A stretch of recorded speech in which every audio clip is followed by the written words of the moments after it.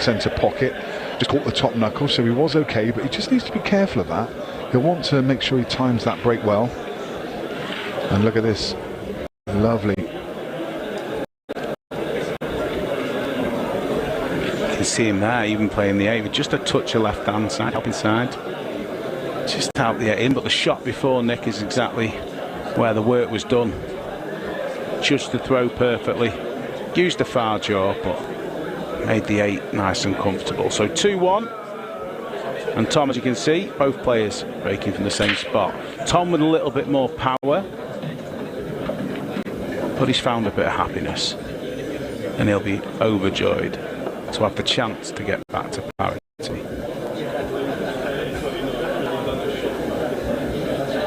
Yeah, these are okay.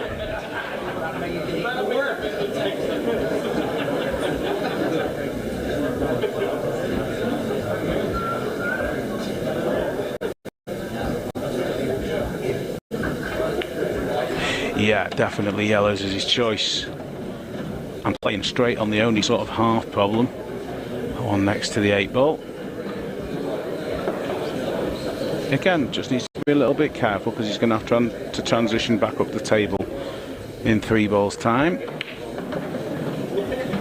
That's just about perfect. He's just so relaxed around the table.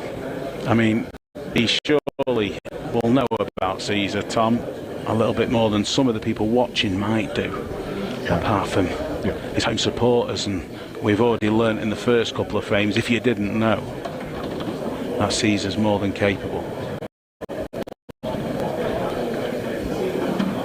So this is the key shot, but plenty of room. Just to stun it round off a couple of cushions. Again, on a sixpence.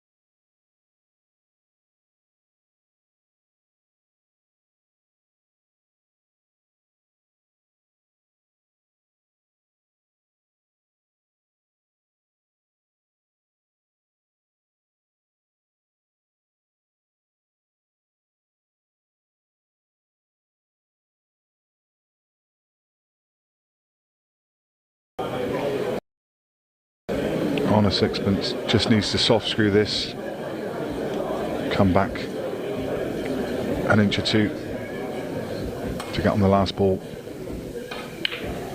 And how nice it must feel to be able to cue so straight. I know. Just needs to be careful he doesn't come back too far and be hampered. Just into the gap of the two reds would be absolutely fine. Oh, perfect. Absolutely perfect. I think we can mark this one off. 4 frames of perfect pull, Dave. Yeah, 14 minutes, 4 frames, 4 breaking dishes. And as we said, the rules are making a massive difference up to now. Yeah. Absolutely. So, for those of you joining us a few seconds late, a couple of minutes late, we've had the player interviews. We're all ready to go, and here we are.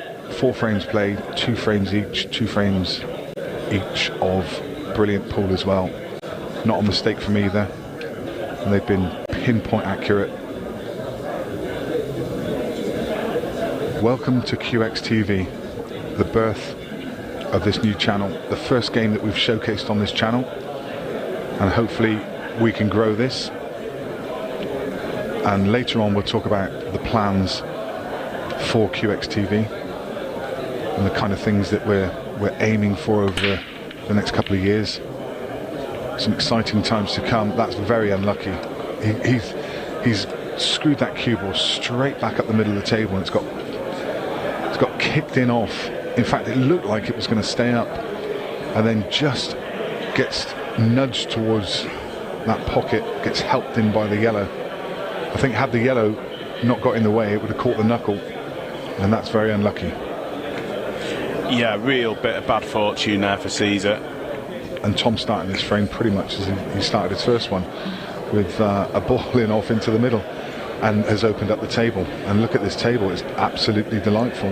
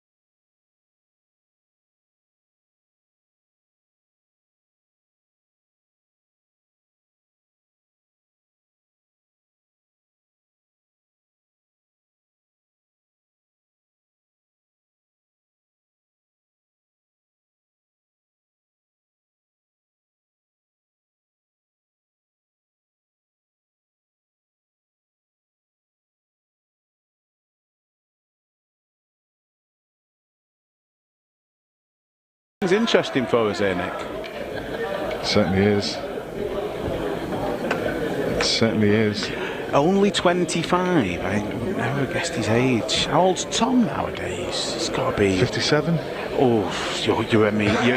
I don't know what side of bed you got out of this morning, but you're just digging everybody out. I don't know. I think Tom's about 37, 36. Was he a bit younger? I would say, if I had to guess, I'd say 34, 35. But yeah. I mean, looking at him in his 50s for sure.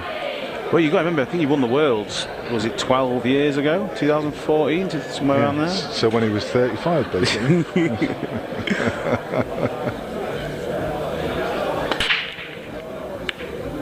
What a break, and he's not going to get... Oh, he is going to get a reward. And the cue ball, Ooh, just holds on. Just holds on. Yeah, but this is awkward, because he really wants yellows. Yeah. He's going to be forced into going reds. He doesn't have an opener. Well, he's got that ball, the yellow that's closest to us, which is a super thin cut back. He could cut that back into the pocket.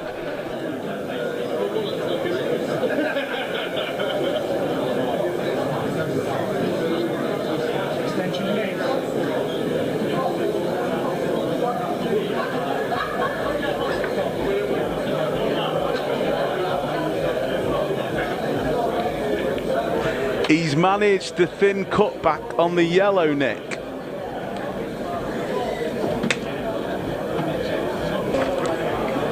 Still a little bit of work to do, though. The yellow next to the 8 is an obvious double.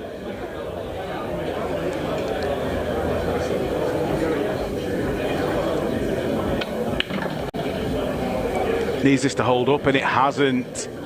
Well, he's still got another option with the yellow to the right centre, but this is a little bit awkward. These are not nice straight across the table. Not much nap on these cloths, but even still, the horrible little shots. Hand's going to be off the table. You've not... Well, can he get through to this one? Well, this is a bonus. Excellent. This might even land perfect. That's okay. Well, he is back in prime position, but he's still got work to do. Got to take the one to the right centre. You don't like leaving a problem ball till you last, but in this case, Caesar's going to have to do exactly that. So, I personally don't like trying to kick this out. I think he's just going to give himself a shot on the double. And that's what he's done. Has he gone far enough? I'm not so sure here. Well, there's your answer. He's a long, long way away from being perfect on this double.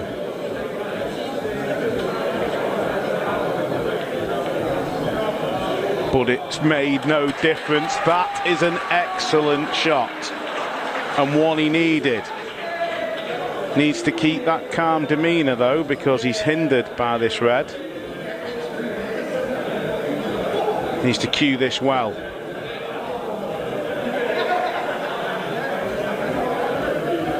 Steadying himself. Struck it well, and it is home. Excellent, excellent finish by Caesar. Back within one. Things are getting interesting.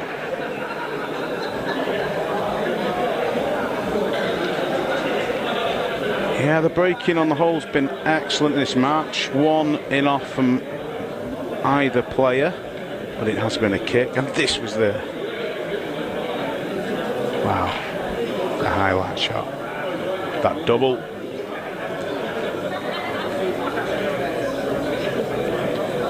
Things heating up nicely.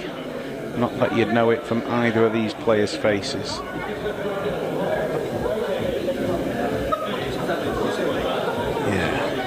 Excellent finish. Arguably the best one of the match so far from Caesar.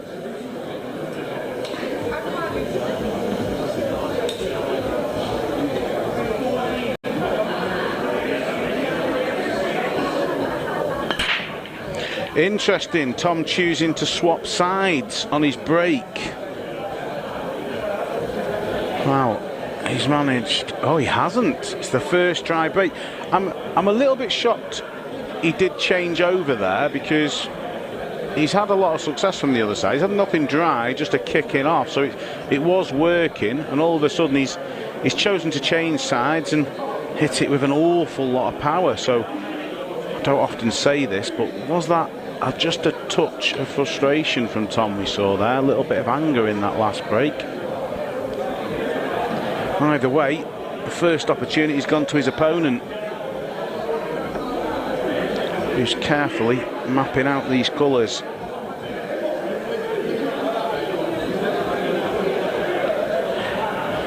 I find it fascinating that the demeanour of both of these players is very, very similar. The way they sort of stroll around the table, the very relaxed demeanour. They have an attitude towards the game, like nothing phases them. Such an advantage to have that, especially when you're playing for so much money in the middle.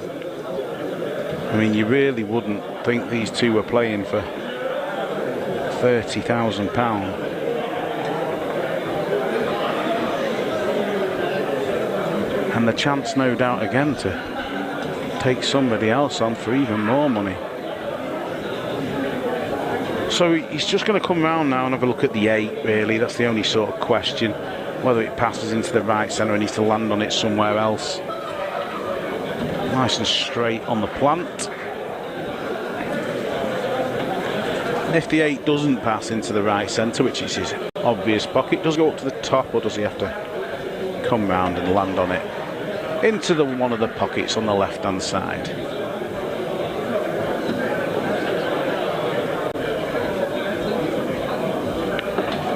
There's your answer. And when you've got a shot to play like that, yes, he's landed awkward, but you feel you're always better targeting a ball. If you target a ball to cannon, you can play the shot a little bit more confidently instead of trying to land on a 50p.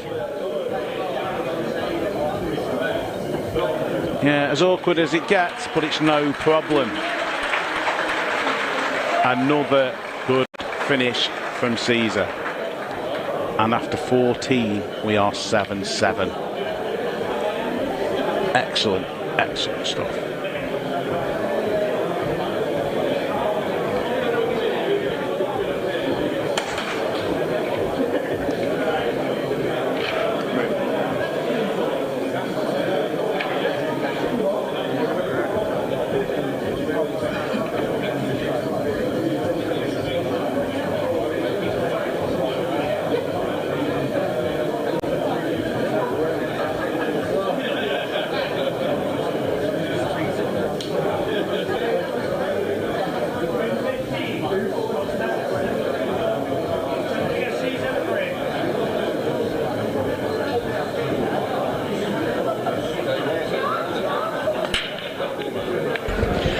So, just as Tom did a few frames back, he doubled down.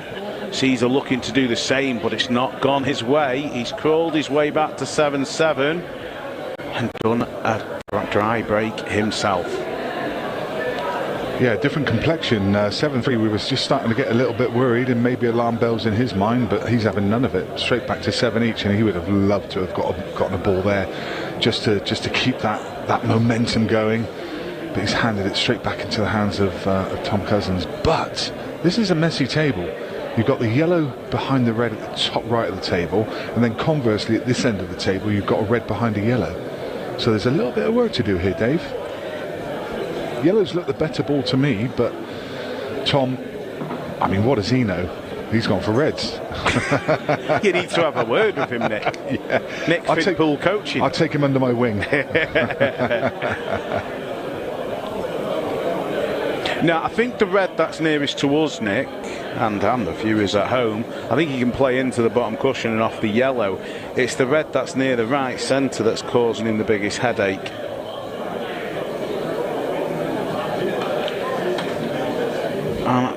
He's tried to leave the angle there to disturb it.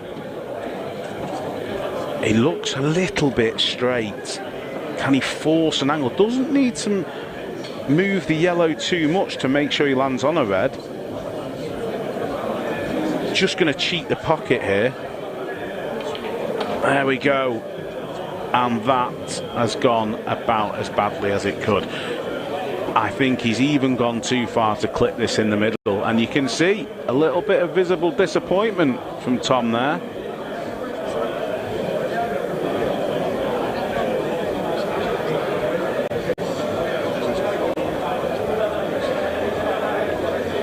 And I'm not sure what he's got to do. He's got a little bit of insurance with the yellow up at the top right hand pocket. He's tried to play it off the yellow. Oh my. Has he been lucky? I think he's okay. I think he's okay. He's still got work to do. Great shot by Tom.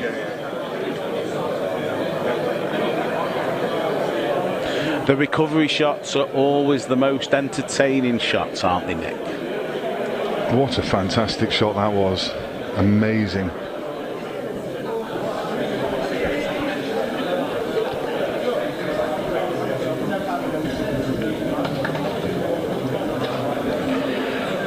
Surely he doesn't get out from here. Do you know what? The way he's played that tells me that red must go below the yellow. Looking at the overhead, that looks really tight. He's got to play it off the yellow, I think, because before he could have squozed this bottom red off the yellow, but I'm not sure he can now. He could have what? Squoze it? He could have squozing it. Squoze it? It's squozing it. What's squeezed? Hey, we're talking about... All right. What's happened there, Dave? He's going to squoze it. Squozing it. All right, we've all had a morning, haven't we, Nick, saying the wrong words. Oh, my goodness me. Oh, could someone clip that for me, please? Because he's going to be squozing this in off the yellow. That's a new word in my vocabulary. You should talk better like what I does. Come on, Tom, see if you can squoze it in. Are we going to go there after you just had a 5-minute break for your mishap? I tell you what, somehow this is... He just finds it, doesn't he? How does he get out? He just finds it. And he's founded it. He's founded it. He certainly has. He screws it in there, and Tom Cousins takes advantage of that Caesar dry break.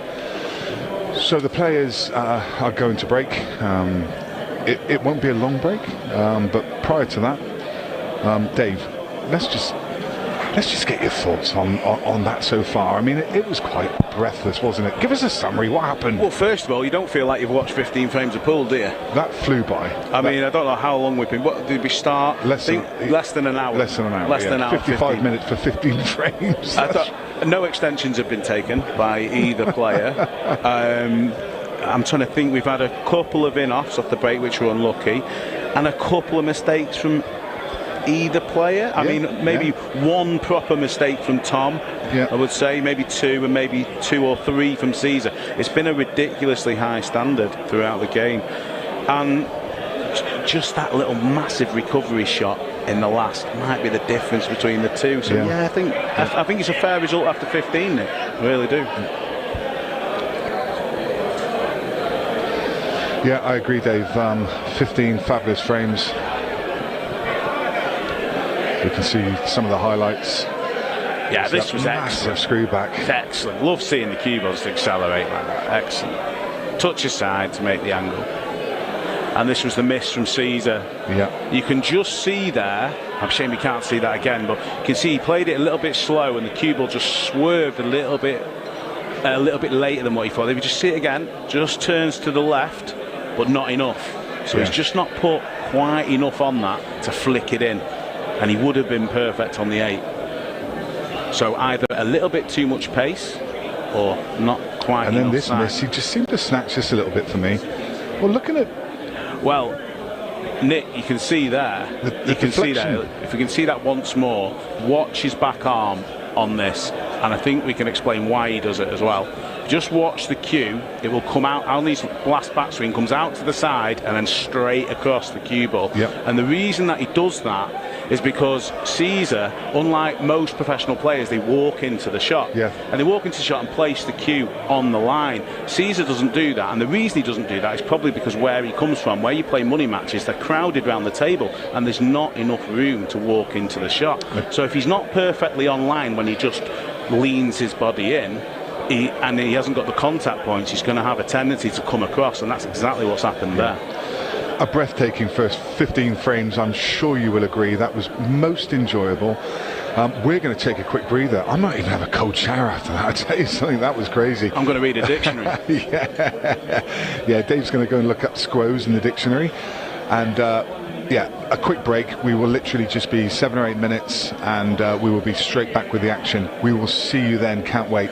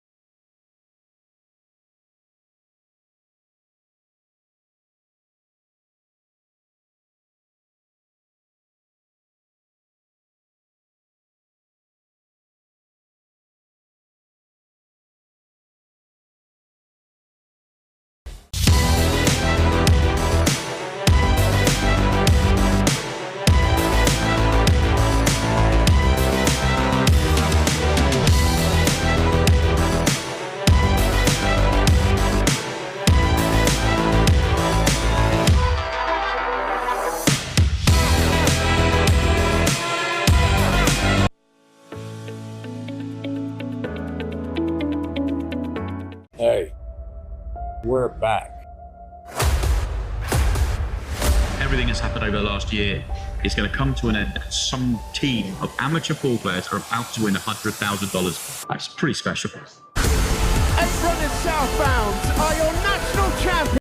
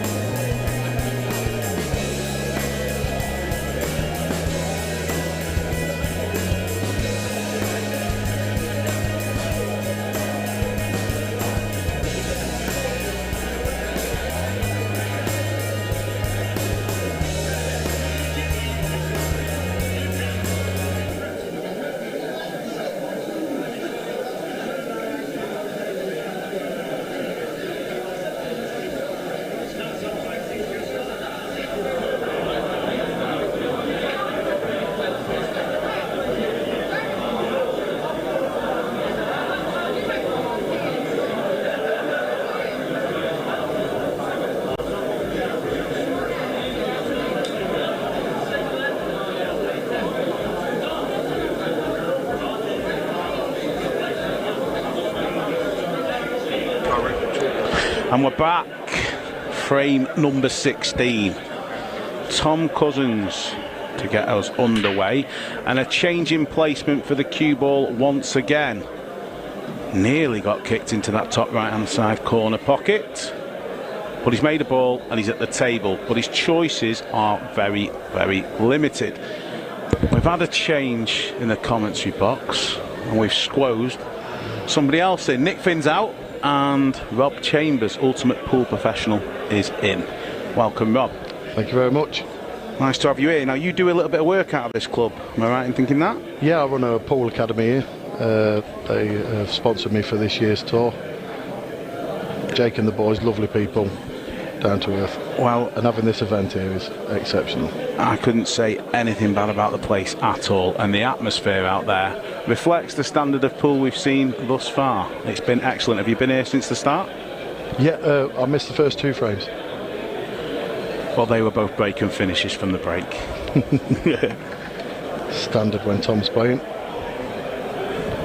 Caesar's a very, very, very talented QS. Very underrated. We were just saying before, actually, we saw in the interval a mistake that he made, and he doesn't walk into the shot. Have you noticed that? He just sort of leans into the table. Yeah. And as a coach yourself, you don't see it very often, do you, in the top players? No. I think when they play a lot in like Africa, they play a lot on the Simonese, so the more the stabby. If you go through the ball, you lose the white on the light glass. Yeah, extremely fast.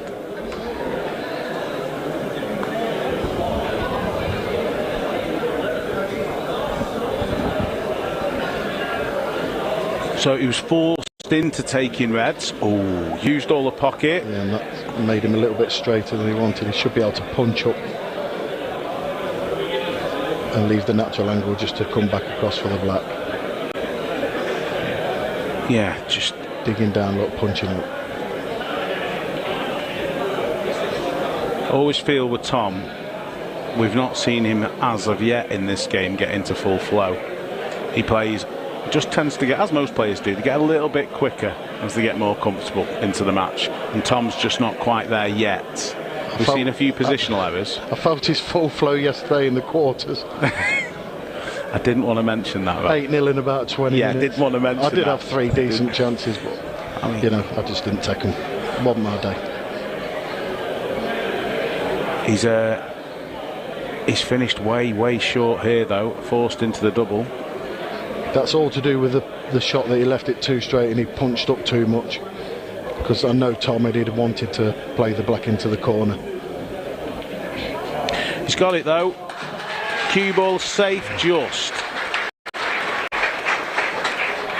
9-7. He was cup breaking yesterday. Oh, sorry. No.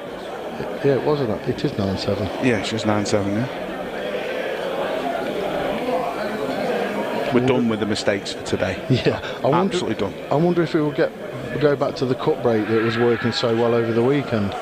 And I know it's because the TV table at the Ultimate Pro events does play probably a foot and a half faster than any other because the lighting makes it warm and stuff. I have noticed that. It was interesting earlier on in the match because I don't know if you noticed, Rob, he was breaking from the same spot. He told me before the match where he was going to break from and he stuck to it, and then he got kicked in off and then he went to the other side and hit it a lot harder, and now he's sort of swapping in between. And I think when you do get one bad break, you've got to give it at least another go from there before you change, do you? Is that your philosophy when you're playing? I do give it 2 or 3 attempts, and I do get harder and harder as a break, because if you have dry you get more and more frustrated, so it sort of gathers you into, well, I'm going to hit them harder and harder, but then you start losing the white, unfortunately. So sometimes it's better to move the position of the white and keep the same pace. That's what I'd coach people to do, but sometimes I don't do it myself. Do as I say and not as I do. Yeah.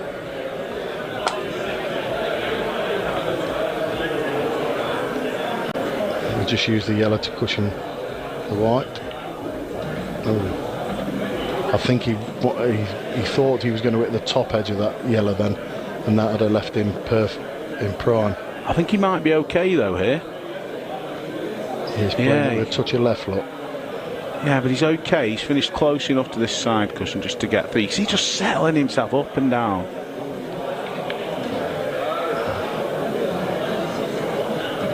See the left spin take effect. Yeah, he's back in prime position now here. I can't see him making a mistake. Absolutely not, no. Have you seen how loopy and soft his cue action is? It's loopy, it's like an American kind of cue action. There's a lot of wrist, isn't there? Yeah, a lot of wrist. Chin's not on the cue like most of us English pool players. It's very loose.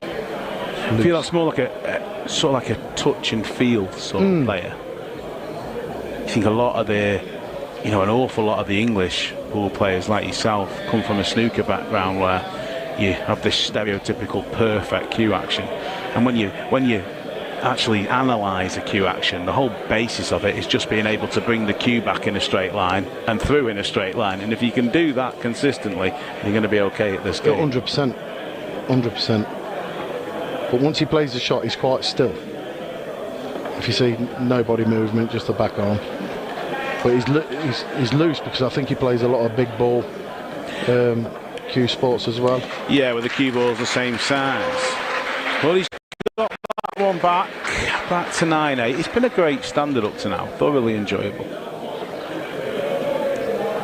Yeah, I mean, tell us a little bit more about, obviously you teach a lot of youngsters, as do I, but how you would, if you had a player that you could mould, how would you teach them to cue? What advice would you give them? They've got to get themselves, every human's different, so they've got to get themselves comfortable, and I always say your balance is probably the most. Going back from when I used to watch videos of Steve Davis, he used to say if you take the snooker table away from him, he still wouldn't move because he's not heavy on the table. He's not lean on the table. Correct. So very solid stance, enabling you to, I suppose, only move your elbow. Yeah. You throw as straight as you can. Any cue action's good if it's straight and, most importantly, repeatable. 100%.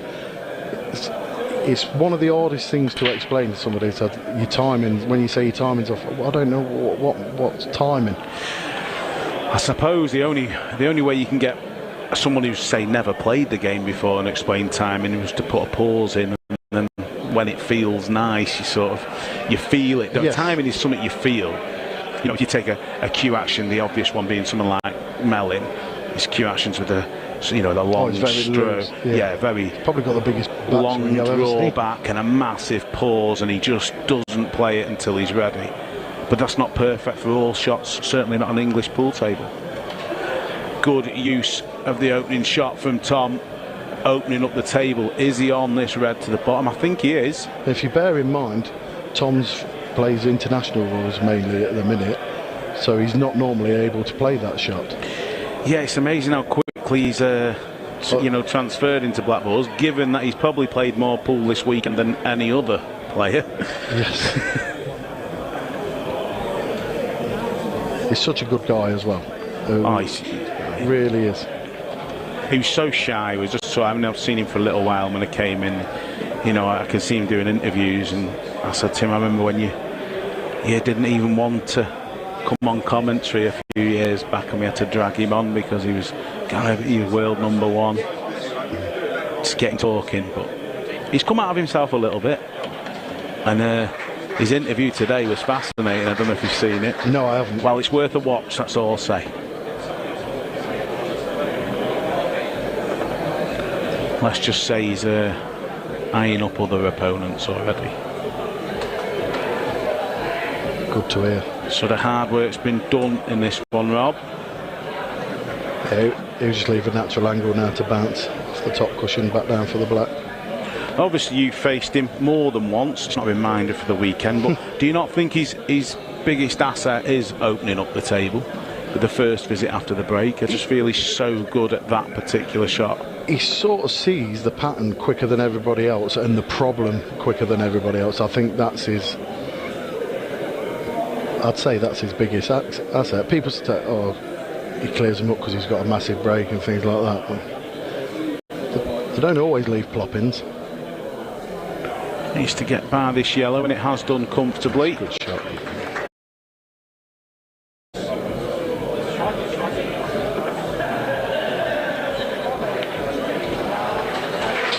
Well, the standard is continuing. That's brilliant. The crowd's getting bigger as well.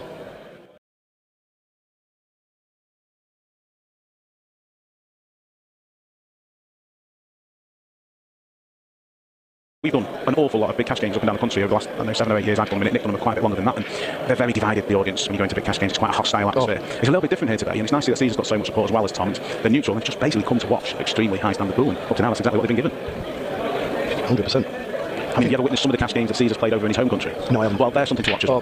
I've seen a few clips and they go absolutely bananas, and that is what I think pool should be like. It's not snooker, it's pool. Well, it's funny, I think we're going to agree on this because ever since I've done commentary for numerous organisations, and my personal view of the game should go in the direction of, say, darts. 100%. And it should be, I wouldn't say a circus, but what I would say is the crowd need to be let loose to do what.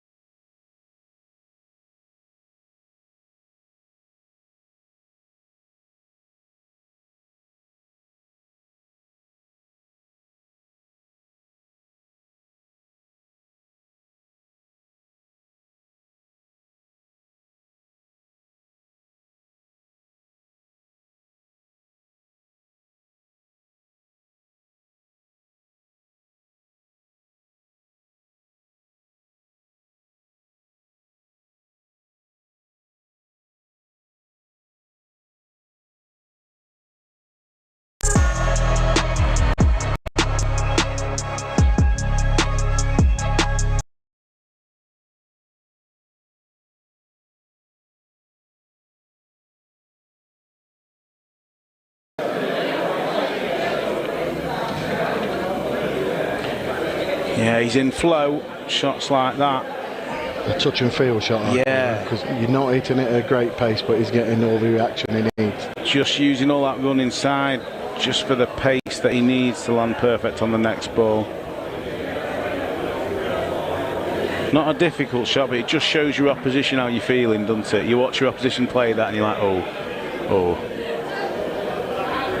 Not that these would result in anything other than a 7-frame lead 99 times out of 100.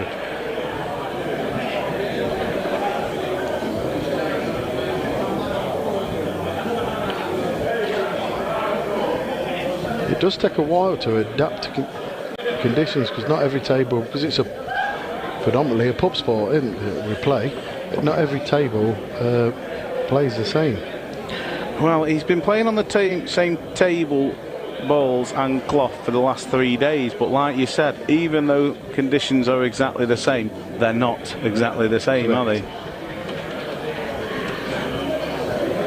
It is very, very noticeable. I did watch a bit of the Ultimate Pool this weekend, how fast the table was. It was lightning. And then you find yourself under-hitting balls because you're frightened of over-hitting them. Yeah, I mean, how do you counteract that as a player? Because I've been asked that before. What do you do when the table's so fast? Because whenever you go even to a normal tour event, or you just go and play in another club where they just had the tables done and you're not from around there, and I just tend to tell players to try and hit the same pace but use less of the cue ball. I mean, I don't know how you would address it. It takes time.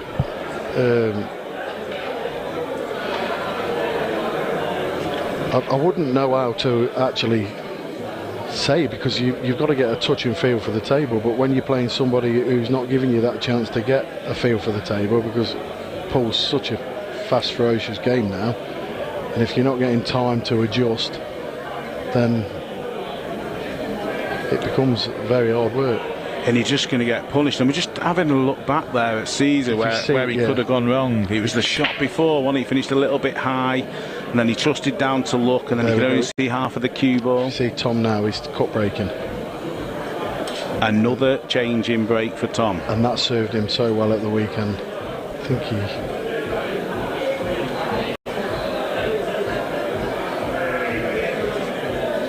he did 3 off the break against me and 3 off mine. He had very convincing results, not just the one against you. Most players on all of his results all weekend struggle to get more than 3 frames. Yeah. That's what makes Tom Jones's win last night so more remarkable. Fair play to him. Some shot for this.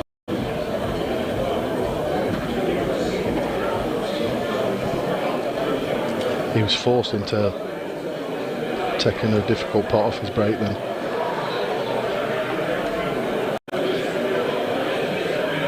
I think the one very left hand side at the top near the yellow.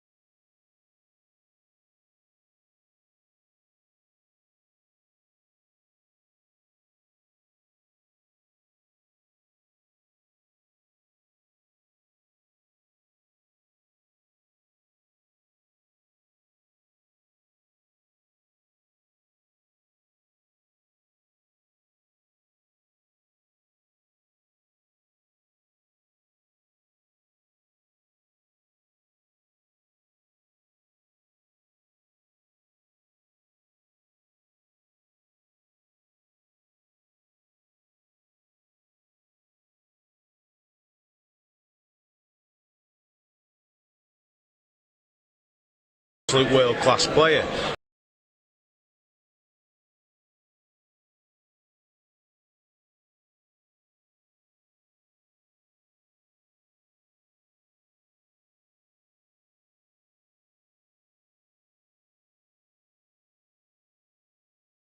Comes down, there's not really a lot to go wrong. Doesn't play the shot till he's ready. I thought I'd cursed him again there. And yeah, just his whole demeanour is excellent. I think he's got no choice but to hit into them 2 yellows that are above the bottom red. Yeah, he did. Oh, he's found the pocket with the cue ball once again. He needed to get a bit more side in there. He had no choice but to go into them, which we don't like doing. But that was the only way he was going to get out then. Things can always go wrong when you're cannoning into other balls. And this is a perfect example of just that. Flicks off the yellow, flicks off the 8. If he hit the yellow full, then he was out. Look how close he's curious to that yellow as well. That may have been having an effect on him as well. Just don't know. Either way, it's Tom at the table. Ball in hand, anywhere behind the breaking line. Straight down to his bad ball. First shot.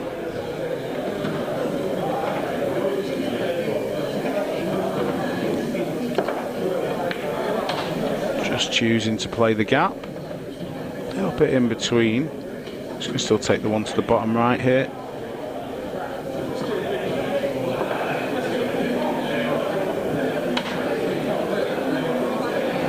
You can just sense the atmosphere. It's just starting to subdue a little bit in the arena because the gap is growing. Yeah. And for the neutrals, it's not a good sign. Well, you want to keep it close, but honestly, there's not been too much between these two.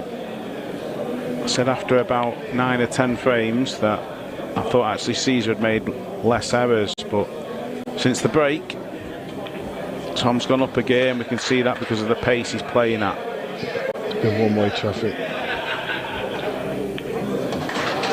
I wouldn't say it was a big error from Caesar. He just misjudged the shot. He played the right shot, in my opinion, for a 4-ball contact on the yellow, and then we wouldn't be sitting here having this conversation. He'd have pulled one back. But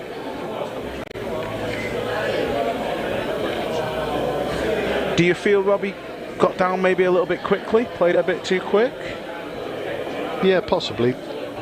I don't know how used he is to playing on the shot clock, but from experience of the weekend, it's like daunting. I was dreading playing on the shot clock because I'm struggling with a back injury at the minute and I can't move very fast. I mean, there's an argument to say he may have edged upon the thin side because he definitely didn't want to contact the yellow on the cushion. He wanted to avoid that because he might not have had a shot afterwards. So edging on the thin side, you don't mind, but it's just a little bit too thin. But I don't think you can foresee the in-off, and I think we're being a little bit cruel to criticise him for that.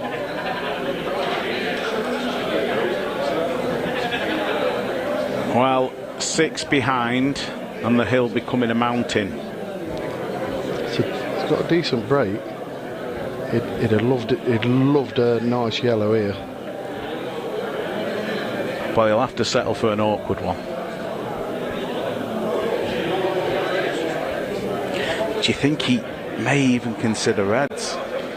Because the only real yellow he's got to go at is the one on the far right hand side. Unless this one closest to him does cut to the bottom left, but that's not too inviting either. No. So he is going to take reds. Played that nice.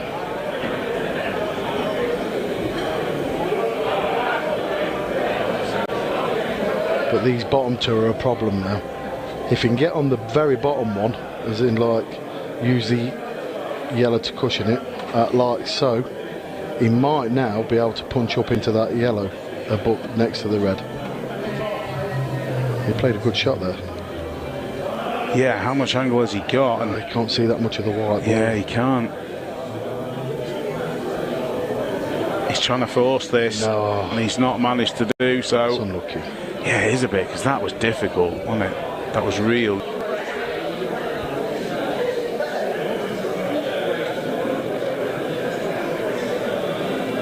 Sure, we can't see enough of this, so having to turn the table over, never a nice feeling when Tom Cousins is sat in the other chair.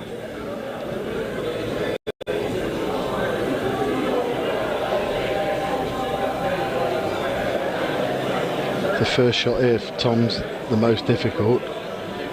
If he gets it, will he play the planter or will he play the one into the right middle from an acute angle? Well, he'll like the plant because he gets a problem ball out the way. Because it didn't pop to bottom right.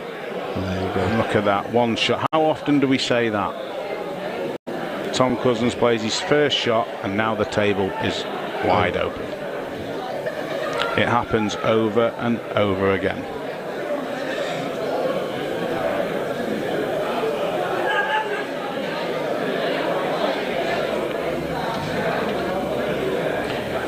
Yeah, he's in flow. Shots like that.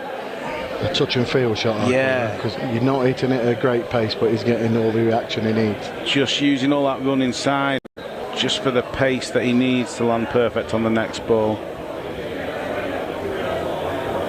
Not a difficult shot, but it just shows your opposition how you're feeling, doesn't it? You watch your opposition play that and you're like, oh.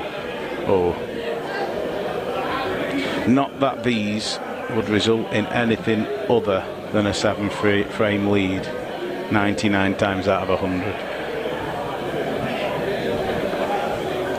Counteract that as a player, because I've been asked that before. What do you do when the table's so fast? Because whenever you go even to a normal tour event, or you just go and play in another club where they just have the tables done and you're not from around there, and I just tend to tell players to try and hit at the same pace but use less of the cue ball. I mean, I don't know how you would address it. It takes time.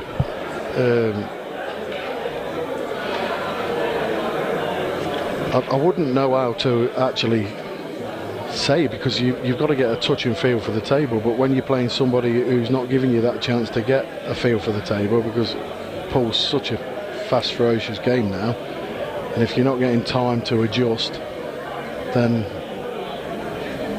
it becomes very hard work. And you're just going to get punished. And we're just having a look back there at Caesar where he could have gone wrong. It was the shot before, wasn't he? He finished a little bit high, and then he trusted down to look, and then he could only see half of the cue ball. See Tom now, he's cut breaking. Another change in break for Tom. And that served him so well at the weekend. I think he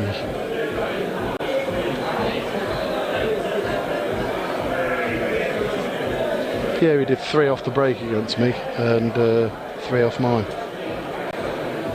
He had very convincing results, not just the one against you. Most players on all of his results all weekend struggle to get more than 3 frames. Yeah. That's what makes Tom Jones's win last night so more remarkable. Fair play to him. Some shot for this.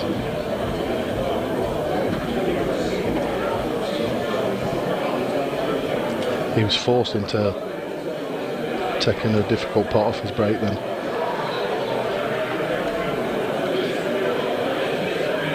I think the one very left-hand side at the top near the yellow goes in off the yellow into the middle. Yeah, I was just thinking exactly that, Rob. I could see your brain ticking over there, though. I think he'll play that now.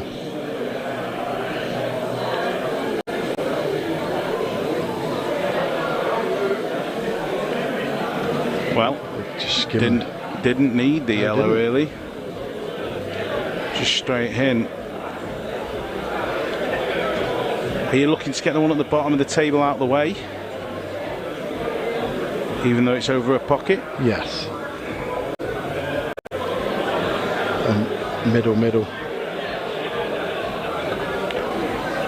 Oh, needs this to pull up, and it has. He's okay. It might be middle, then the one up the line now. On the right hand side. Then middle corner black. Yeah, definitely. Yeah, so pop this up into the corner and come back. Just a few inches. Very nice.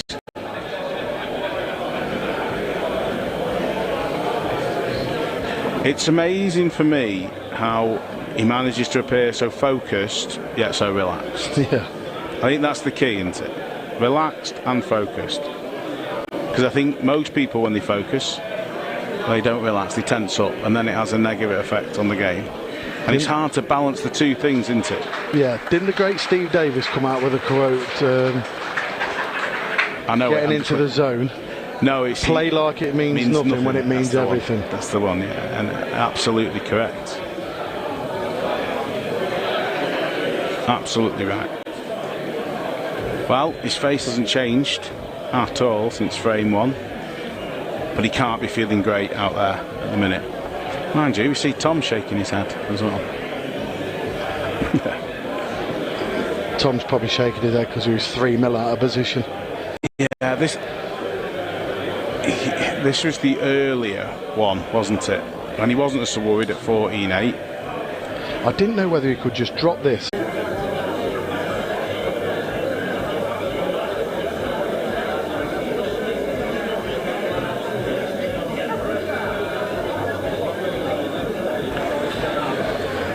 Finn jumping in for Dave Hine, still with Rob. What's the thoughts, Rob? I think it's slowly slipping away from Caesar now. Yeah. And he's had a couple of bits of bad rub. And his brake isn't working. He's just sledgehammered a brake and left fairly routine yellows. It's been all one-way traffic since the break, isn't it? Yeah. The break's done Tom all sorts of favours, and it's just not there for Caesar at the moment. But a race to 30, so still time to get back into it. But he needs to put together a run of frames. And when Tom's brake starts working, then it's hard to get back on serve. Looking good again here. Right in amongst these yellows again. No traffic, no problems to contend with. It's just all about the cue ball, and he just manipulates that cue ball so well. He hit it so well, he's got options here.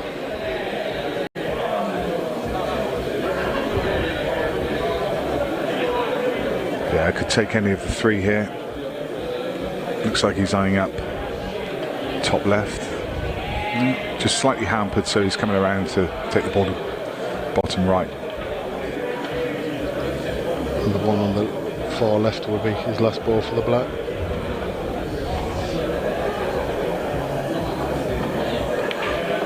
He's motoring now. This is what he does, though, isn't it? He's just such a destructive player. He does it to so many people. Don't keep reminding me. Yeah, of course, you're on the back end of that, weren't you? I mean, there was an incredible stat from the weekend, which I'm sure you're aware of, and obviously you were part of that as well. From being 6-4 down against Phil Parkin to then being 5-0 up against Greg Davis, he won 25 frames in a row unanswered, because he won 8-0, 8-0, and then was 5-0 up against Greg Davis, so 25 frames in a row. That's some stat, isn't it? That's incredible. Yeah. I did have 3 decent chances. I just couldn't get to grips with the table and the shot clock, but it's all a learning curve. Yeah. I know I'm old, but I'm still learning. You never stop learning, Rob. So it's just brilliant to be a part of things. It's fabulous. It really is. The growth of pool generally over the last few years is, it's just been on such an amazing trajectory, and long may it continue. And I think Ultimate Pool's been at the top of promoting it, to be honest. Yeah. That many people want to be on the next gen, from the disabilities, the seniors, the women's game. It's just phenomenal. Well, that's QXTV is part of that iterative progress as well. And it's an independent channel whereby we can make any kind of match. Anything's possible now.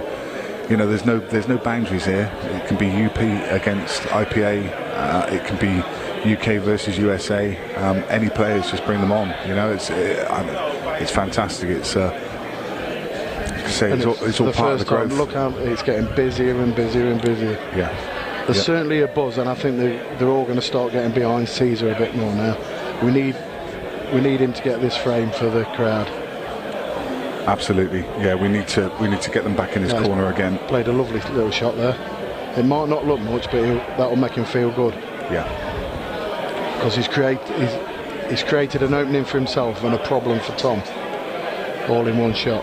A little bit of an issue at the top of the table, obviously the red behind the yellow. I don't think he can get to the potting area, so he needs to just think about what he does with that. Sorry, with the yellow behind the red, should I say? I think he's over it. I think he wanted to leave a bit more of an angle to play the one at the top now to go into him. Yeah, but he looks a bit straight now. Do you think the one along the top cushion, he could play it off the red, perhaps play it off the back of the red? Well, that's what he's going for, Nick. Yeah. Well spotted. Yeah, if you got it. Who's the pro pool player, me or you? It's a tough ask, though, especially from this angle. He needs to judge this to perfection. Cushion first, into the back of the red, in the pocket, opens up the pocket at the same time. Key to the frame right here. Oh, he's missed the red. He missed the red. But equally, he's not left too much. No. I say he's not left too much. Tom Cousins just seems to find a way with these kind of clearances, but hard to see how here. May just play a little containing shot. Did you actually see how close he was to it? Yeah. Yeah, a little containing shot just to open those two balls at the top of the table. So given Caesar a ball to go out of to the far right, but he's also blocked the black. Yeah. He could have another nickname, couldn't he, Tom? The Problem Solver.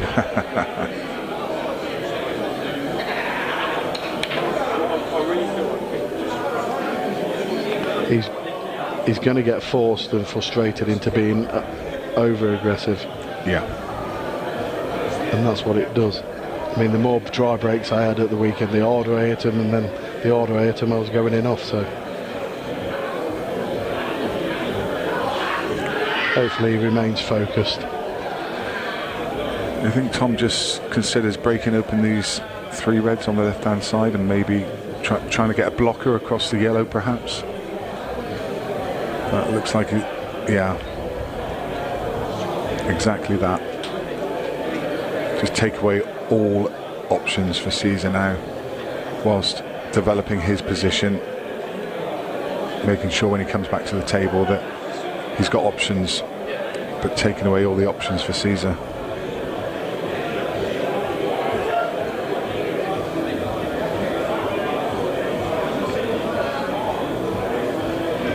That's a nice shot. It's good, yeah. Absolutely. I think Tom will just hit the one near the black and leave him in a world of pain now, though. He certainly does. Treacherous, this. Looking at side cushion. Can he see the right spot on the side cushion? He can't, so he's having to jack up and bend it.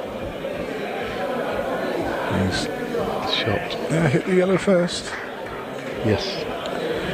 But Tom now only has one problem ball. The table has very quickly opened up for him.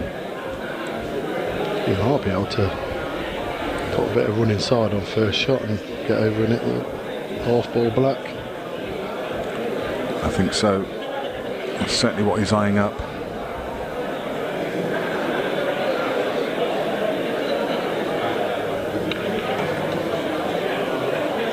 And just like that, the table is wide open.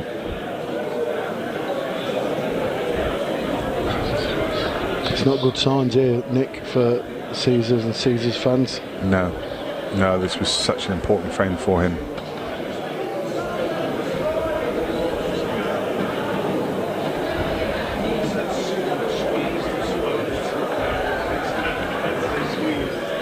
I mean, Dave was saying it's like been one-way traffic since the break. Yeah.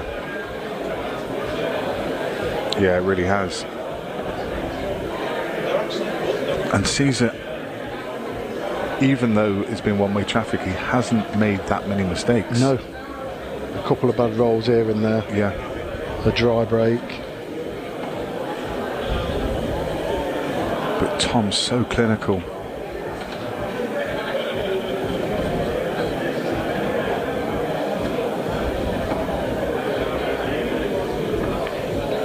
He sort of gets you mesmerised because his cue ball in effort, look, he just floats. It's robotic, isn't it? It's robotic. Sometimes you forget he's human.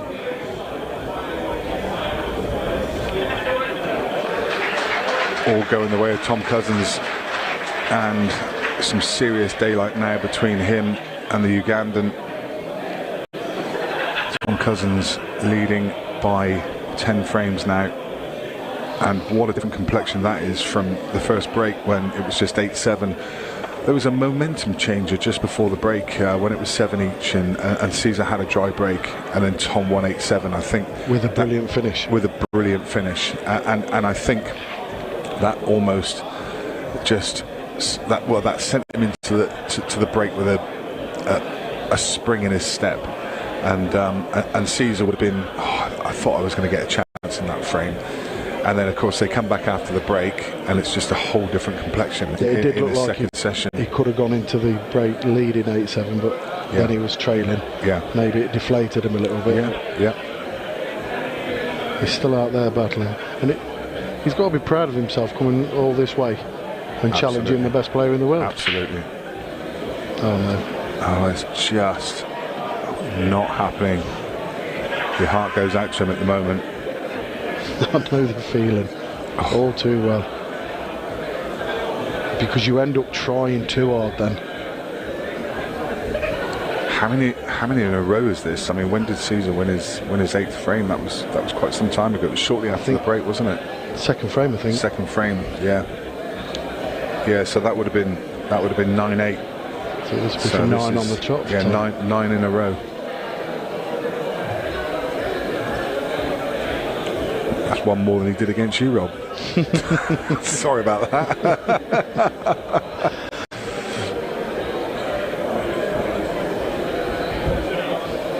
The older we get, the better our tech defeats. I know, yeah.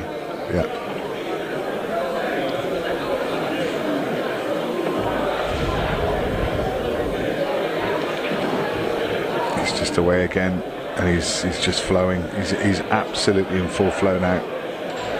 No pressure, no scoreboard pressure on him whatsoever. Feels at home, relaxed, and you're seeing the best of Tom Cousins. Because when you go to ultimate events, bear in mind Tom's seen all the faces before watching him, but he's coming to a different place today here at Shooters, and he don't know people from Adam and stuff, and it's a different kind of pressure. Yeah. Because he obviously wants to put a good performance in and show different people why he's the best in the world. He's going to see some different faces when he goes back over to Uganda. So we're planning on taking him over to Uganda later in the year and have a rematch. And that could be in an arena in front of 600, 700, 800 people, and they make some noise. Passionate fans, and that would be amazing if that happened. And I think what a spectacle that would be. I love noise. Yeah, I was talking to Caesar's manager on the way down in the car this morning, and we were saying exactly that, and he said I think some of the English players would melt under the noise that they get over there, and I said I think you're wrong. I said they thrive on it, and he said yeah, but nobody makes any noise. I said yeah, but you've only been to pro events where people are a bit more respectful and you don't tend to get that raucous atmosphere. I said you go to a proper money match when there's a really partisan crowd to they've got big support on both sides, and you'll hear singing and chanting, and it's raucous. We all started the game through team pool, didn't we? Whether it was for a pub, and then we go on to county, and the county final. Wow, the atmosphere was on another level. Luckily, we managed to become national champions and beat Nottingham in the final, but the atmosphere was loud. Yeah, loud, and it's been like that international events. In Malta, we played the Maltese in the semi-final of the World Tour of the year, and it was deafening. Yeah, it's great. Such a great atmosphere to play in. It creates such a good atmosphere. Okay, 3 more frames to the next break, and you feel that Caesar has to win them all to have any chance of staying close within this game. He has to win the next 3 frames. I mean, the last ball rolling finds its way into the pocket. You've just felt for a second, hey, he might have a chance here. That's the sort of things that happen though. You're about to get out of your seat, and the last ball rolling plops in.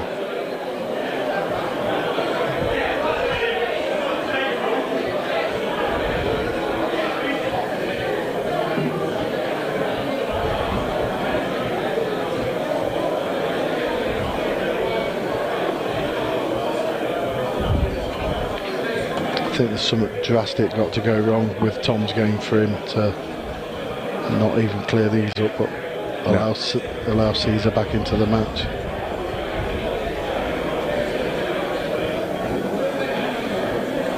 But that's the beauty of pool, anything's possible. Most certainly is. We have seen stranger things. But the problem is, he needs chances. He needs lots of chances. He's just not given them at the moment.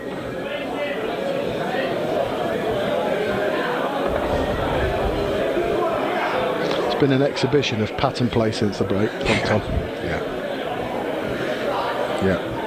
I mean, look at this. You know, I mean, even this is a fairly tricky shot because he has to thread the needle through the two reds, but he just finds it. Oh, commentator's curse. That was a curse. My first commentator's curse. Yes, it was. Yeah, sorry, Tom. It's actually a thing. He's fuming. He's fuming. He's 11 frames ahead. He's played one bad shot in about 10 frames and he's fuming. That's about as much emotion you'll ever get from Tom Cousins. He shook his head earlier on because he was 3 mil out. Yeah. So the slide. He'd have liked that shot again. Now, this could be the changing that we're on about. Is there a shift in momentum? Like I say, Caesar has to win these next 3 frames. Obviously a fantastic chance here. And then his break in the next. So can we go into the break with just a 7 frame gap? Sorry, an 8 frame gap.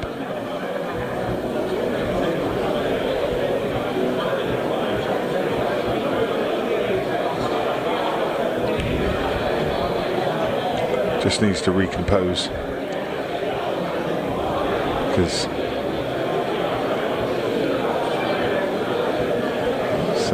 his mind will be clouded at the moment. Even that shot, you know, he's been stifled. He's not had the table time, and even that shot was tentative. Yeah, shorter pace, and he's had to play a recovery. Good recovery though. Does the red go past the black into the middle? Yeah, it does.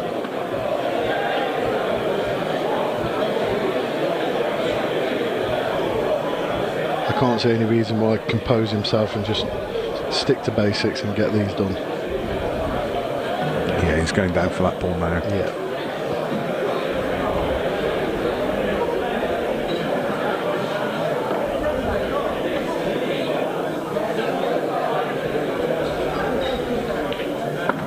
And I think there'll be a bit of a cheer when he, if and when he dispatches the 8 ball in 3 shots time.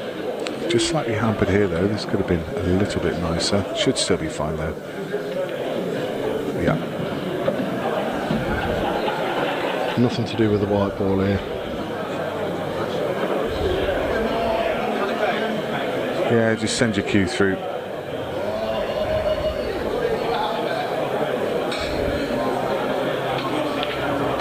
That's more like it.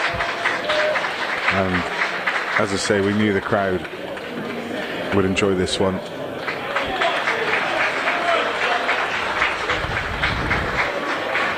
Very respectful crowd. Good crowd in here today. Hopefully that gives them a bit of a lift. Look at them all. They're all craning for position. Literally at the back of the arena earlier, they were 8 deep, and I was back there, and I'm taller. I could barely see.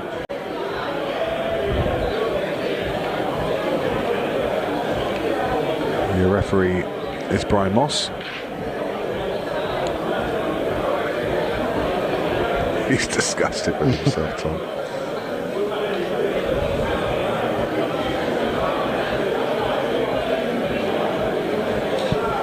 His target really, like you say, win these next 2. Yeah. Yep. That's the first and part. Concentrate on making the score closer. Yep. And then see what happens from there. Yeah, he just needs to just break it down into little 3 frame spurts, and that's just not what he needed. Oh dear.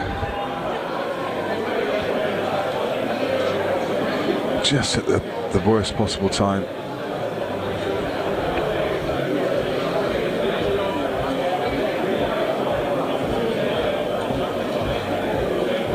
the harder you try to make things happen, the less there will happen. Just to let everyone know, we are running a little, not so much a competition, but we've got some gifts for you. Everyone who's bought the pay-per-view, you will be put into a draw, and we've got 4 £50 gift cards for Jam Up Apparel. If you're not aware of Jam Up Apparel, they provide all of the shirts. So the Tom Cousins shirt that you see, Chandiga shirt, if you look at the back of their collar, they've got the logo JU, that's Jam Up. They're an American company. They were with us all weekend in Wigan. You see it on Tom's shirt as he comes around. Even the ref shirts have got it on the back. So we've got 4 £50 gift cards to give away to our wonderful viewers. What you need to do, obviously you've already paid for the pay-per-view. You need to be subscribed to QXTV on Facebook, and you need to have shared the post. So Simon's put a post up mentioning this draw. So if you've shared the post and you've followed the channel, then you will be automatically put in the draw. We will choose 4 winners who will get a £50 voucher, £50 gift card that you can spend on anything you want on the Jam Up website. So Google Jam Up Apparel and you'll find their website. It's got some great stuff in there. They make every pro player shirt. They made your shirt, didn't they, Rob? They can even buy my Boom shirt. Yeah. So there's replica player shirts on the website. There are really nice gear. Yeah, and there's like hoodies and shirts and all kinds of different sportswear. You know, they've even got UP USA stuff on there if you prefer something from there. And soon, hopefully, they'll have that Scorpion replica shirts on there as well. And £50 is going to buy you a really nice shirt. So you've already bought the PPV. Make sure you follow QXTV, and finally, share Simon's post on QXTV, which is introducing you to this prize giving. If you've done those 3 things, then you will be automatically put in the draw, and 4 of you will win a £50 gift card. Really appreciate that support from Jam Up, from Damien and Mindy. Lovely couple.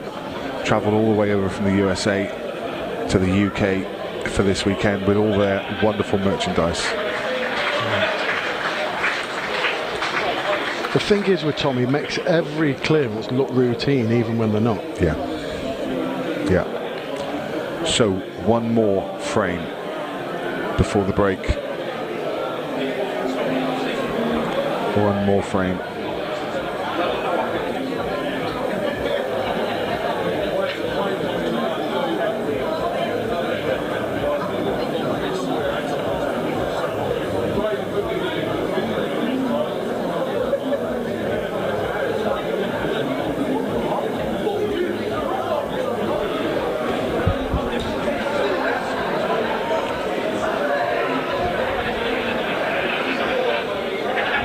So TC breaking in frame number 30, taking the cue ball a little bit wider now, so he's going for the cut break. That served him so well this weekend. It has.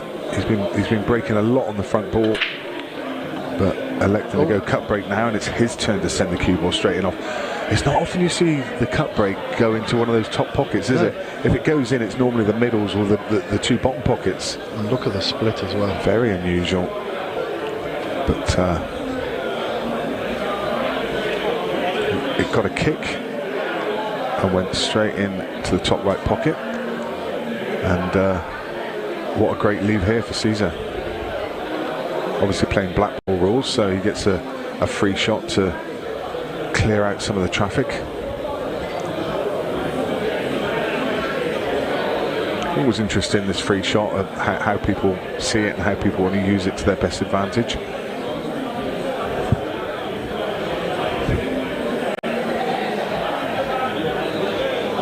I think what he's worried about is the last ball to get on the black. Yeah. Just shifting some of the yellows around to make some room. Well, depending how them 2 yellows landed, he could have actually gone yellows next. Yeah. Such as how big the break was. So he won't want to leave these 2 reds at this end of the table as a plant, so he's probably going to go left centre and then come down and take the one that's nearest the pocket. In fact, he's going to go right centre, and I mean, it's the same thing. He'll be looking to target this ball at the bottom of the table next. Just needs that to slow down. That's okay. Yeah, lovely shot. Yeah. And he can send the white back through the same gap as it's just come. Absolutely, yeah. Himself always going for the middle first. He's on the gap to the middle. Perfect.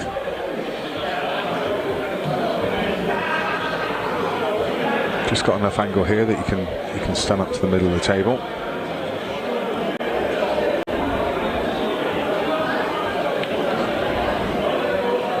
That's really nice.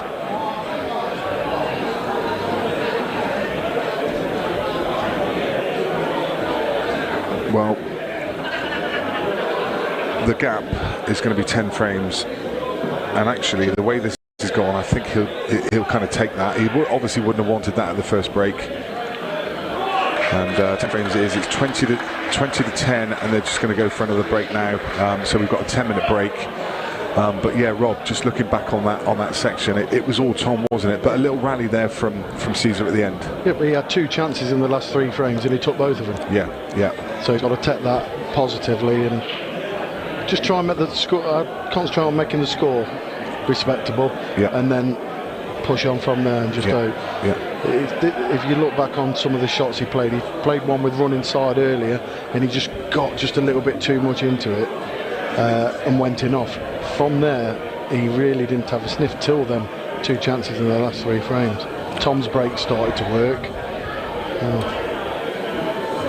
Yeah, just overcooked it with the cue ball there. Just didn't judge his side well. And as I say, it was pretty much all Tom Cousins from that point on. I mean, 12-8 turned into 19-8. See some of the highlights from this little passage of play. Another one. He needed full ball kiss on the yellow. Yeah, unlucky to come through the gap there and get 2 cannons and going off. But you can't sometimes when it's not your day, all these kind of things conspire to go against you. But you know, in summary, not the spell he would have wanted, but a good rally at the end. Those couple of breaks that he took, you know, they're gonna help him gather momentum into the second half. And the second half is something we are very much looking forward to. Watch how close this is from Italy. Yeah, I mean, it literally. I mean, how is it missed? How is it missed? Yeah.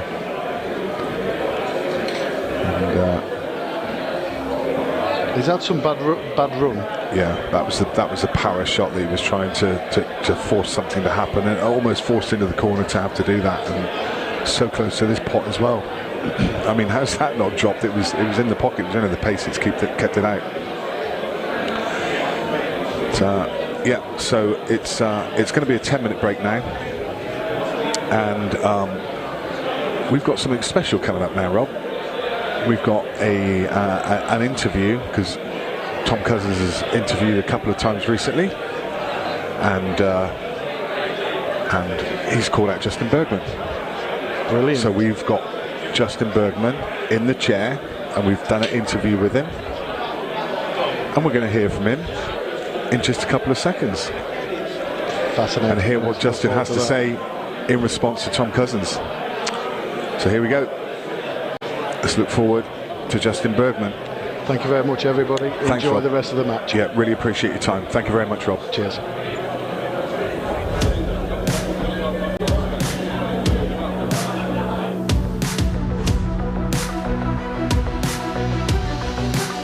All right, guys, how we doing today? My name is Mike, and I'm with QXTV. We're sitting today down with one of the best American pool players that needs no introduction, Justin Bergman. How you doing today, Justin? Great. Right, awesome, good to hear. So, seeing you're out more, playing a lot more pool, out traveling. So, what's led up to that? Ultimate Pool's got me, got the juices flowing again. You know? Juices flowing. That's good to hear. Yeah. You know, of course, at QXTV, we're following everything Ultimate Pool USA is doing. We're working with them now, so their events are exciting. So, what do you love most about their events? I like the fans. You know, it just I like 8 ball. Okay. I like the prize money. There you go. Yeah. That's always good. So you've been battling a lot of these UK guys out there for that prize money lately, huh? Yep. And so I did see an interesting post on your socials lately, maybe calling out Tom Cousins. He's got a big match on QXTV coming up with Caesar. Yeah. So it sounds like you want to play Tom? I would love to play him. Yeah. I heard he's the best, and I like playing the best, and I like to test myself. Have you guys battled in? How many times have you guys played in Ultimate Pool? I think I played Tom like three times, maybe. Who's come out winner on those? I know he beat me in the finals one time. I beat him in the finals. I think we've only played twice, actually. Okay. I beat him 7-0. Oh, nice. There you go, 7-0. So what do you like most about Tom's game? I think he's the best UK player for me. I have a lot of respect for his game. For sure. So what do you guys think you would if you played him? How you feel you want to match up? What do you want to do? I mean, if it's all right with him, I'd like to play like a race to 30 for 100,000 or more. Okay. Big money from Bergman there, so I know he can come up with it. I wonder what Tom can come up with on that end. Anybody else on that side? You're playing a lot of the best in the UK. Anybody else you want to challenge? I'd like to play any of them guys. Joe Prince, Waddingham. He's a buddy of mine. Any of them. Chris Melling. Right. I know I can't beat him in a tournament, but I'd definitely like to play him a money match. So what makes you, in a money match, what makes you think you got the advantage over these guys? They've been giving you a hard time in the tournaments, but you're going toe-to-toe with them in short races, so... Yeah, I don't know if I have an advantage, but I'll definitely play. Okay. I think a long race kind of suits my game more. I'm a short, I'm a slow starter. So. Okay. Well, I think you heard it here first at QXTV. Justin's ready to take on all of the best English 8-ball players there are. Waddingham, Prince, Cousins, so even Melling. So we'd love to see it.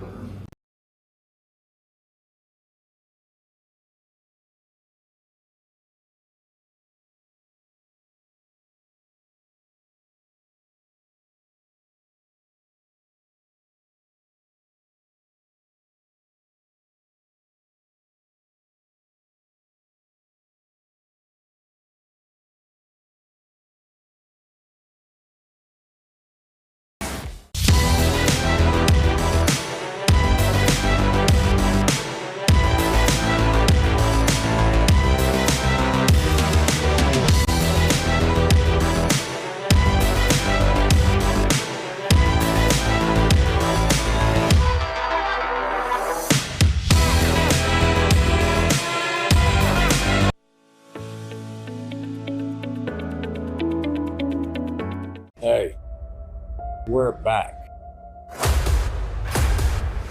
Everything that's happened over the last year is going to come to an end. Some team of amateur pool players are about to win $100,000. That's pretty special. Eight runners southbound are your national champions.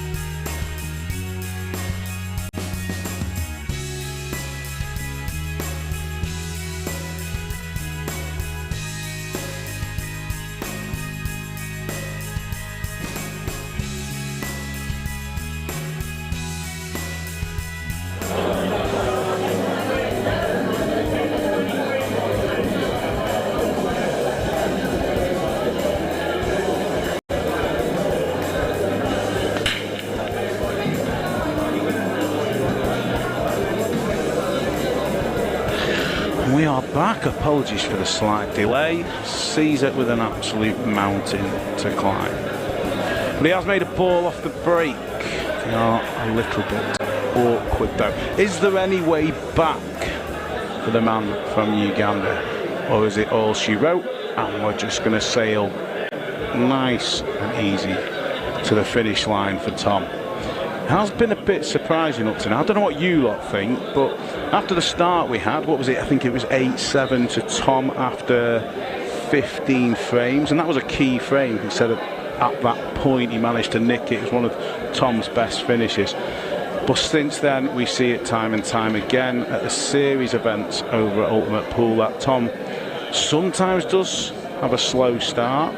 He actually felt, I spoke to him in the break, that he was playing quite well at the start, although he didn't seem to get to grips with the pace of the table. But now we are definitely flowing. We certainly saw when you were joined by Nick and Rob before the break that he was flying around the table, and yeah, just what we kind of expected to see from him from the start.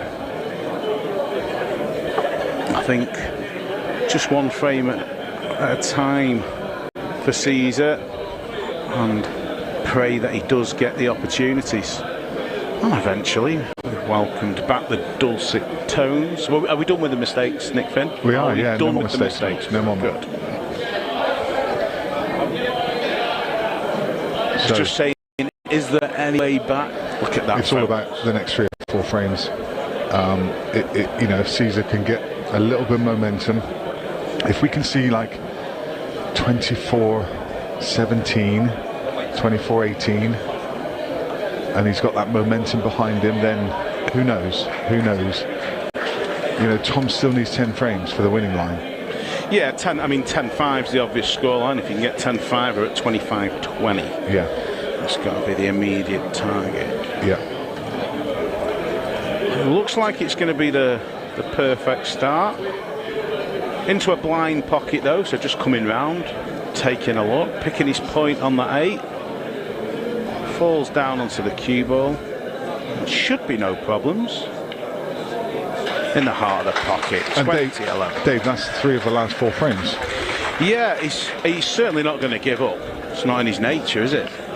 So that's momentum starting to move in his direction.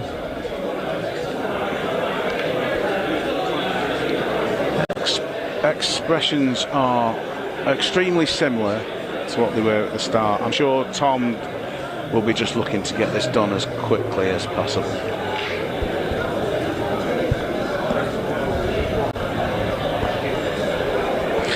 And did you watch any of the footage in the break? I believe everybody watching has paid £5. Is this dry? Is this dry? No, a yellow went in. I just that's the quick answer to my question. Look, we've all made mistakes. Breaking line, well, just north of the breaking line. Touch to the yellow. Needs to land upon that one. Needs to pick a ball to land on the 8 as well, because it only passes. Well, it actually passes, I think, into 5 pockets.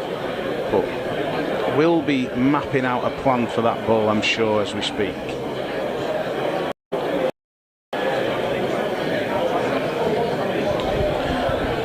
Which one are you leaving to last? He could leave a few here.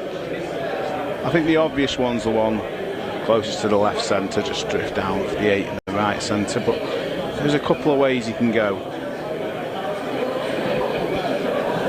Tom just shimmying a cameraman out the way there.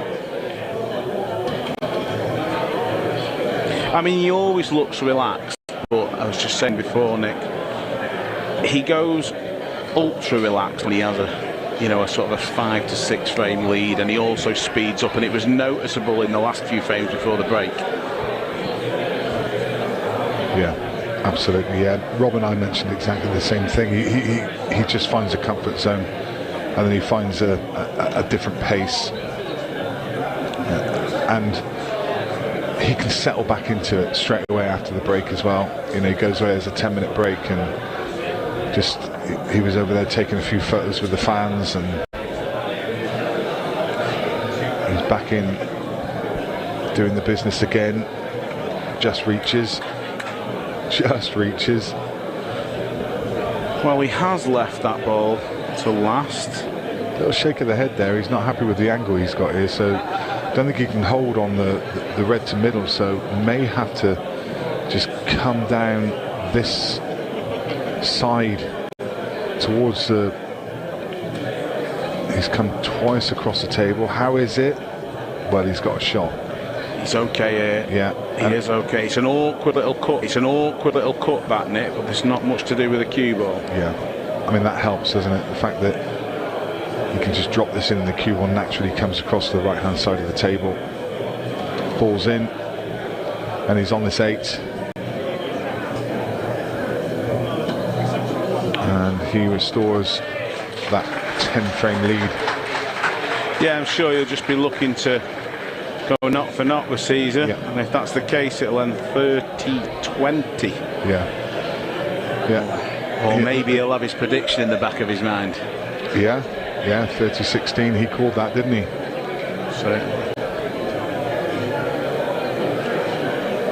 So it'll be eyes locked on a 9-5 from here. It's been fast-paced, hasn't it? It has been really, really quick. You've got to bear in mind, we've had, what, 2 10-minute breaks as well, and we're only at quarter to 4 here in Colville in the UK.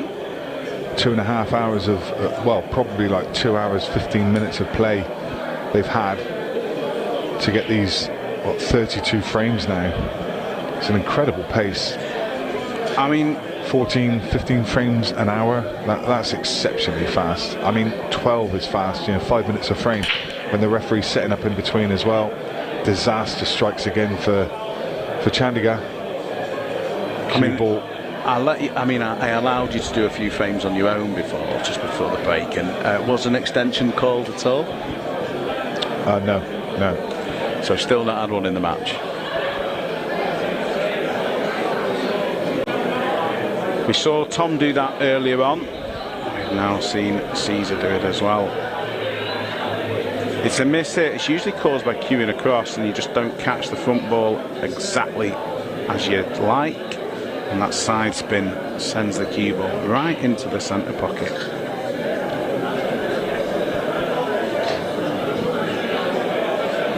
So red to his choice, and the table is nice and open.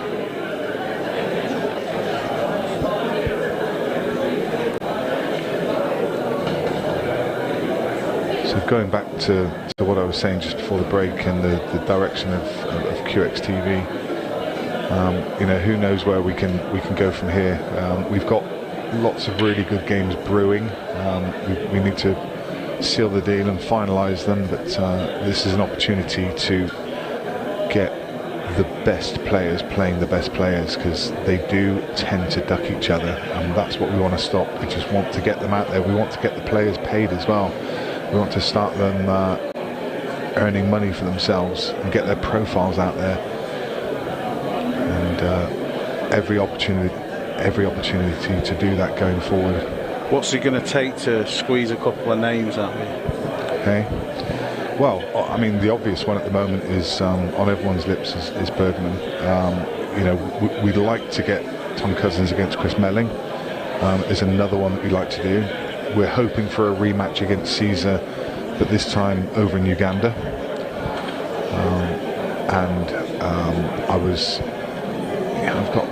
I've got something in mind that I want to do over some kind of speed pool. So getting a couple of players playing on a 15-second clock. Yeah, I'm sure you can imagine the contenders.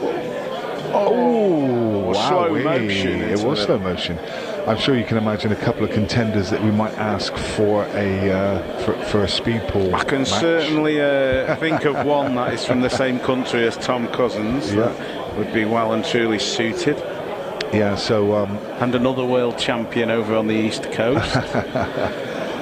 So, yeah, I mean, it's the options are really unlimited.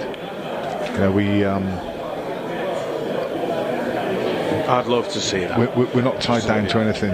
We can take on the best of the IPA. We can take on, showcase IPA players, and not just take on. I mean, when I say take on, You know, if anyone's out there that fancies a challenge against somebody, you know, Craig Waddingham at the moment is hungry for a game. He really is. He's ready to go. I was talking to him at the weekend, and he fears nobody. He'll take on anyone. Again, it's always been the case. You'd put Craig, I personally would, where money matches is concerned, put Craig right at the top, along with Tom, along with Mark Boyle and a couple of others, and it's so difficult to get games when you play at that level. I've been in Mark Boyle's inbox already, don't worry. I'm sure, but he's obviously very, very busy with Lola's party. You know, getting a couple of names out of you wasn't as difficult as I thought it might be then.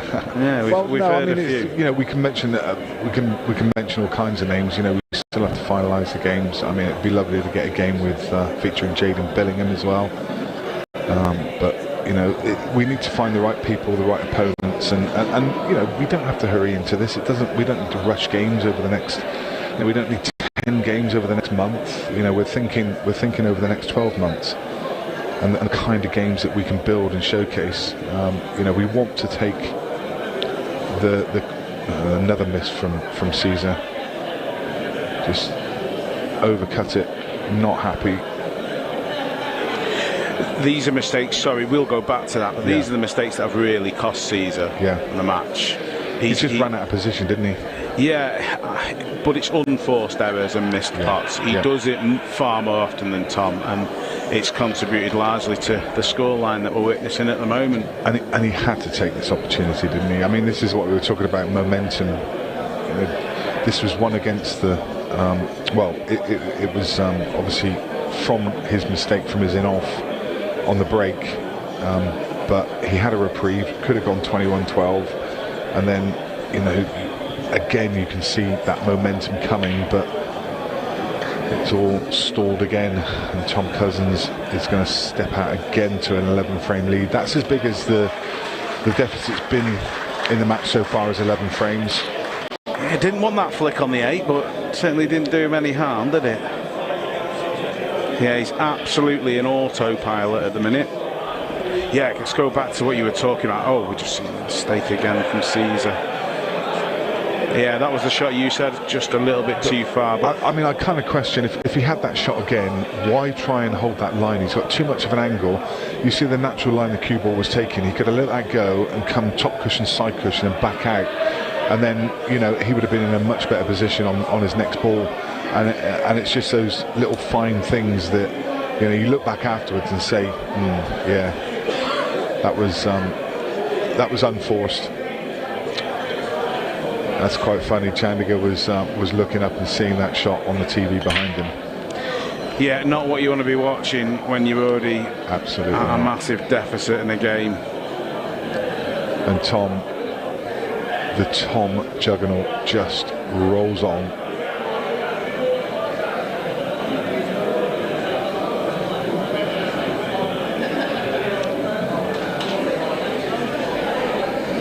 I think it might be... I was just seeing him eyeing up reds, but for me it's hello yellow, I think. See how he sees it. Has he got an opener on the yellows? That might be the issue. So kind of tied into reds. I think he's looking at the red, isn't he? Yeah, I just don't think he had an opportunity to pick a yellow there. Well, it's not disastrous. Doesn't have to move anything on the reds either, just has to be a little bit more precise with his cue ball. Yeah, it's all about cue ball here. Top this one into the right centre, play the cannon on the one next to it maybe. I think that's what he's playing. Yes. No, he's screwing, isn't he? So I'm not playing the cannon, on and off. Maybe forced to play the one to middle now. That's a fiddly little shot. Yeah, horrible, and wouldn't be the first time we've seen one missed.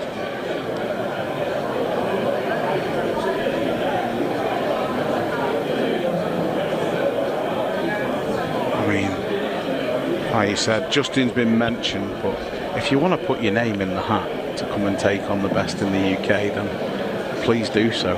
Yeah, we want to entertain your inbox. Yeah. Yeah, let's go.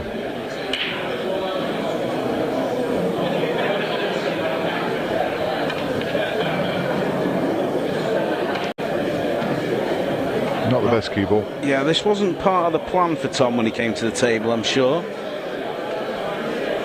And he's got another awkward shot to play now if this break is going to continue. The further he went into this clearance, the more and more the cue ball was getting away from him. He needs a good recovery shot. He's normally so good at these. This is a horrible shot. Just look at the angle his cue's at. And a miss. Not a surprise to see the miss there. No. Any amount of side on the cue ball, and you're going to send that cue ball off course. We've said it before, but we have to say it again. Has to make this clearance here. If he's going to mount any kind of comeback, it has to start right now. It's a lovely bit of cueing on the first one. Timed it really well. Rob was very complimentary earlier about Caesar's cue action, and that was a good example of why.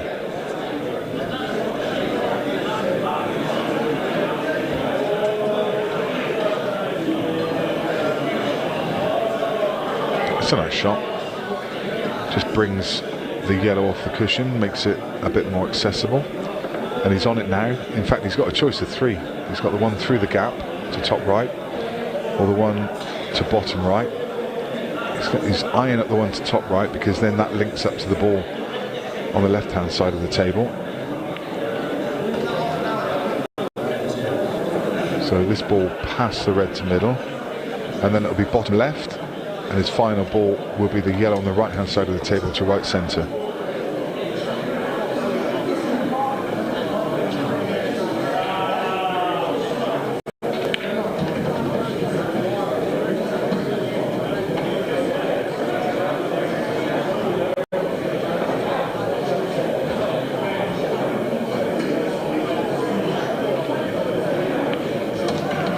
Lovely control, delightful. Come on, Caesar. Let's see a momentum shift here. Let's see you get back into this game. Put a little bit of pressure on TC. Yeah, at the moment, great shot of Cameron. Look at the wrist. So loose. It's very, very unusual, but it's so steady. Yeah. We've got to remember, I don't think we spoke about this when you spoke to me in the arena before the match, as we just look back at Tom angling that cue up just into the far jaw. Yeah, Caesar played Chris Mellin up in Keighley a while back, and Keighley's his hometown, so he went to Chris Mellin's back garden basically, and it was a long match. I think it was to 21, and that went all the way to a decider. It did, yeah. Chris won 21-20. I mean, look, I think it was quite a high standard match from what I remember. It's just Tom is so consistent. That's the thing. The Scorpion. And his level started quite high, and it's gone up a notch. Away we go. Lovely break. Lovely break. Frame number 35. And no reward. It's a cruel game. Isn't it ever? Must be feeling frustrated. I mean, he's timed that really well. The red tries to go into the top left pocket, but rattles the jaws. You wouldn't get much of a read off of Caesar's face.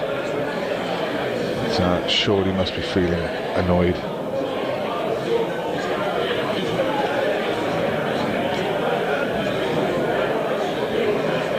Tom giving his back a rest there, didn't even bother getting down on his cue for that shot. Cheeky monkey. Yeah, I think it's not this shot, it's the next one. This next shot, if he lands perfect, which he has, I think he can get through to one left centre. I think there's a gap as well. There is, yeah. So he can play this yellow between the black and the red, and everything, I think, has a pocket. There is a question mark over the one next to the red, but I think that passes as well. If that needs a nudge, that's the only hope for Caesar in this game.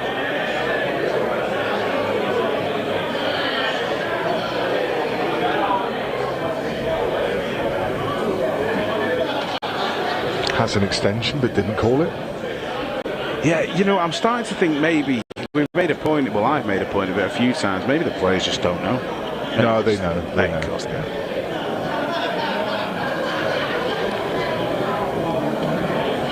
Yeah, well, I presume this must go. It's only sort of one that's a little bit awkward for Tom.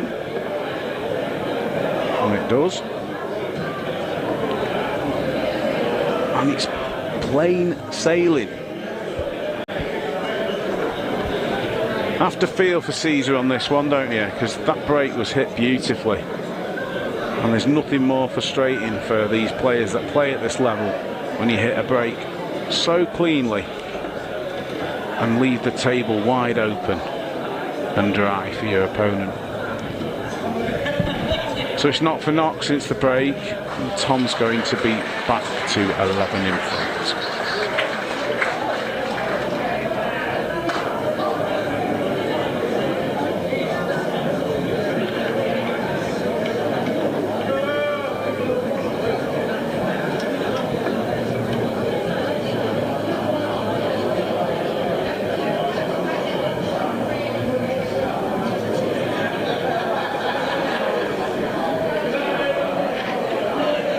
Is the end near for Caesar? He's got to start giving Tom something to think about, and he's only going to be able to do that by playing faultless pool. Didn't do anything wrong in the last though. I actually think the scoreline's a little bit unfair to now. I agree. I really do. I agree. I don't think the Caesar's played better than the scoreline. He's I think he's done himself a great credit. You know, people who haven't seen the game will look at the scoreline and go, oh yeah, that's what we said. You know, we said he was going to get beaten. But when you actually see the context of it and you see, you know, how he's actually played and handled himself, is great credit to him. Great credit. I mean, I've kept notes for most of it until I had to come off and, you know, give you a little bit of time with Rob. And you can only analyse pool, I feel. I mean, there is multiple sort of parts to the game, but it's chances available down between the two players. He's on this yellow. Just middle corner. Yeah, cue ball comes up on a natural line onto his next ball, which will be top right. They're very similar, aren't they? How they come down on the table. Yeah. From a technical standpoint, they sort of address the ball similar. You see there, no step in though. When he's right. The cue actions are frighteningly similar, I think. And if you're going to model yourself on anyone, why not Tom? Absolutely, yeah.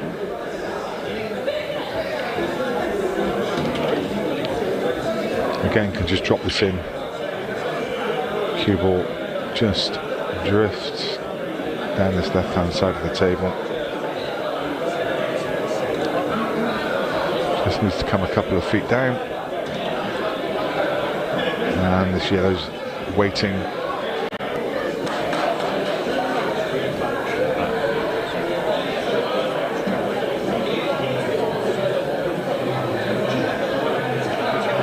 Well, they're just sharing frames at the minute, Nick, and that is no good for Caesar. He needs to nick one off the Tom break. He needs to nick 2 or 3 off the Tom break. He's getting the support of the crowd though here in Colville, and it's nice to hear. Isn't it ever? I love that.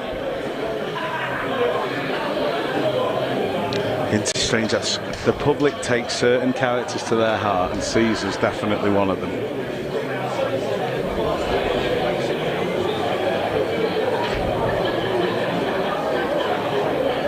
Difference in body language. A good body language reader could tell you all about that. Caesar was sat there with his arms crossed with that closed body language. Tom with his hands on his knees, just totally relaxed, looking around the crowd, just soaking it all in. Well, it used to be the day that Tom would be thinking about his McDonald's on the way home, but he's not so much a fat cat anymore, more of a slim cat. Cue ball. Is it going to get... No, it's okay. I thought it was going to get kicked in for a second. These yellows aren't too bad. One problem yellow, 2 reds on the right-hand side, so not plain sailing, but you'd think possibly yellows here. Yeah, I think so, Nick.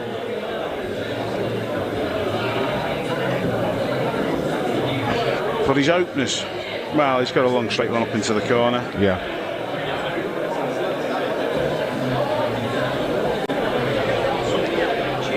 What's the one he'll be taking? Strike it in or roll it? Struck it in. Not ideal. No. Thin cut to the yellow incoming, and he's going to be disturbing other balls. So he's going to need this shot to go his way. He needs a little bit of run. Unless he can land on the 3 yellows that are all together, the one on the left-hand side, does it pass into the left centre? Doesn't have to trust down to look there. Oh, opted for the double, stunning on and off. He's hit the travel. Oh, he'd love the gap. He would love the gap. He's on the middle one of the 3. I'm not sure he's on the nearest.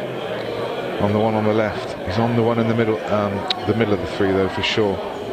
Possibly on this one past the 8 ball. He's cannon the other one out over the middle. He was, and he got a little flick on the one. Well, he's needed a little bit of run, and he's had it in this run, as long as he's on this yellow to the right centre. I'm not convinced he is.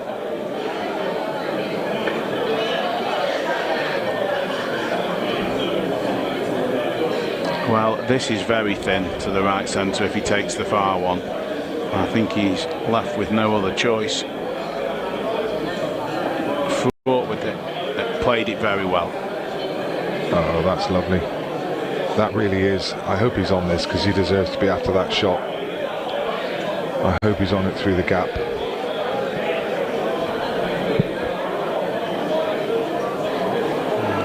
Is he on it? Can we? He's had a good look at it 2 or 3 times, which tells me he's probably considering a slight swell. He's turning it down. So this is not guaranteed to work out, and it hasn't done. Oh, tragedy for the Ugandan.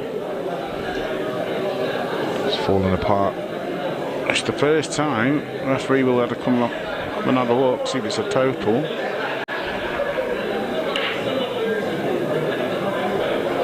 Because he would have had a shot to, if it was, he could have rolled up behind the yellow, couldn't he? Yeah. So Tom with just a touch of work to do. He's got an opener to middle, but he's got the 2 reds together, which he needs to develop. He's going to play this long, which guarantees him the angle on the ball to middle to break these 2 apart. And barring a disaster. Oh, that's interesting. That's interesting. So he's still got an angle. He can nip this in and come back and give the bottom one a little nudge and leave himself on the top one. In fact, he's just come around to break them both out. And any hope that Africa may have had, he's just taken it away from them. Well, he's come down to a key shot again. That shot that he's just played there, the natural angle was to just... Oh, wow. I was about to say play it off one cushion. He's forced it round off 2 to open it up, and then followed it up with a mistake. Wow, incredible stuff. Lapse of concentration, maybe, Nick? Absolutely. Can't be nothing else. And he knew. As soon as he let go of the cue, he knew. You could see from the body language. God, needs to focus here. Needs to dial in and make sure this shot needs to punish. Oh, too thin. Too thin. Oh, wow. A couple of nerves at play from Caesar, you feel. Not a ball you'd expect him to miss. I know it was thin, but that was one he had to make. Oh, he felt the pressure there. We've just not seen excitement like this in the game so far. It's been so clinical up to now. Nothing easy for Tom, though. No, he's got to find one, I'm pretty sure. It's hilarious snooker. Not often you see this. Wow. I am amazed. 10 ahead. Is he 10 ahead? He's played a snooker. Just shows the mindset of these players. I'm not saying for a minute it was the wrong shot. I'm just saying I didn't expect him to play it. No.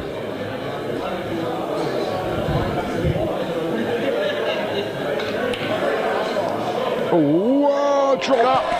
Hey. Oh, come on, get out. Be on it. He is on it. He is on it. That's amazing. What a Brilliant. double. Well done. What a double from Chandiga. That's fantastic. I love that. Can he make sure of this 8? Yes, he can. Yes, sir. Brilliant. What a finish. What a double. What a frame. It just sat in the jaws, but you felt the momentum was going to take it in, and sure it did. Great frame of pool. Got a little bit to smile about now. What a double. Look at that. Makes it look better when it just looks like it's going to stay out for a couple of seconds and then drops in.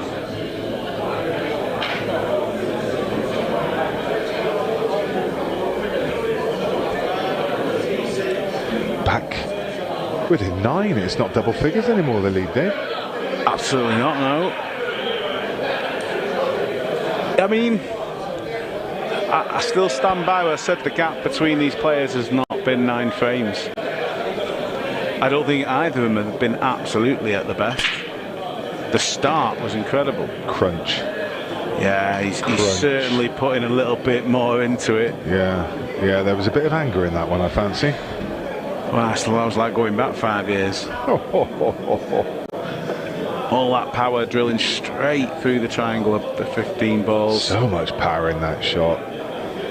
Giving the balls no choice other than to split.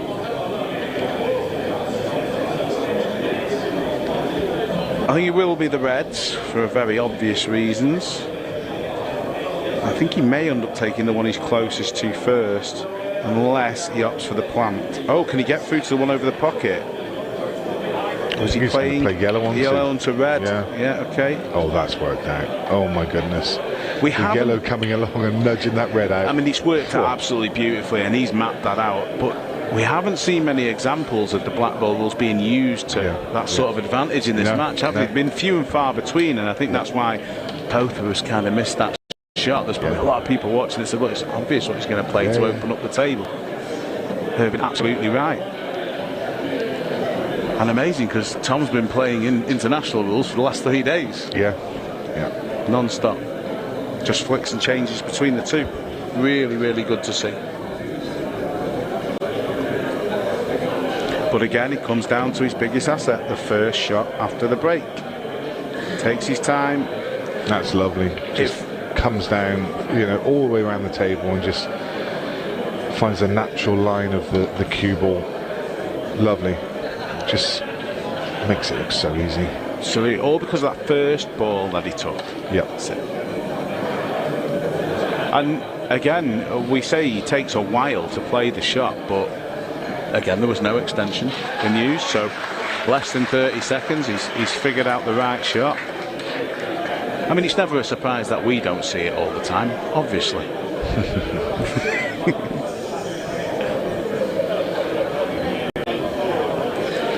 24-14. Yeah, as quick as it was 9, it's now back up to 10. Yeah.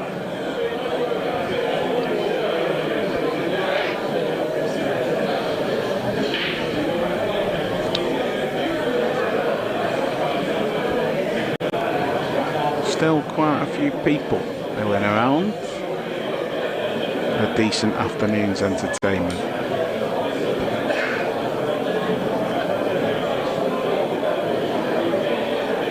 I still can't believe the pace of this game.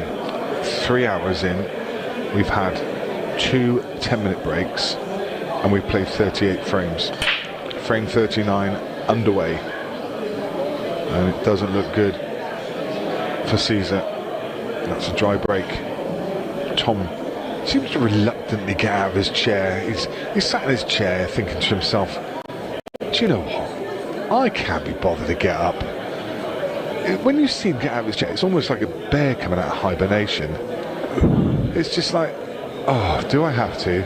I was just sitting in this comfy chair, hoping that you break a dish so I can just sit here in my comfy seat and watch the surroundings and enjoy the show, and now I have to get up and play pool. You mean I have to get up again and clear up 8 balls? Yes, Tom. Honestly, that's what it looks like. It's always looked like that. If you do it just 6 more times, you do get a half-decent payday. He is so good at developing a table. Okay, he's not landed on anything at all, but so good at just seeing that shot and executing it immediately. That first visit. And 9 times out of 10 it comes out. Okay, this time, well, there's obviously a little bit of a gap between these two. He can play across the face of it, or he can dab it in. That was excellent, that. The first 2 shots of this break have been really, really high tower. It's going to have to be a double now, though. Back double. You feel?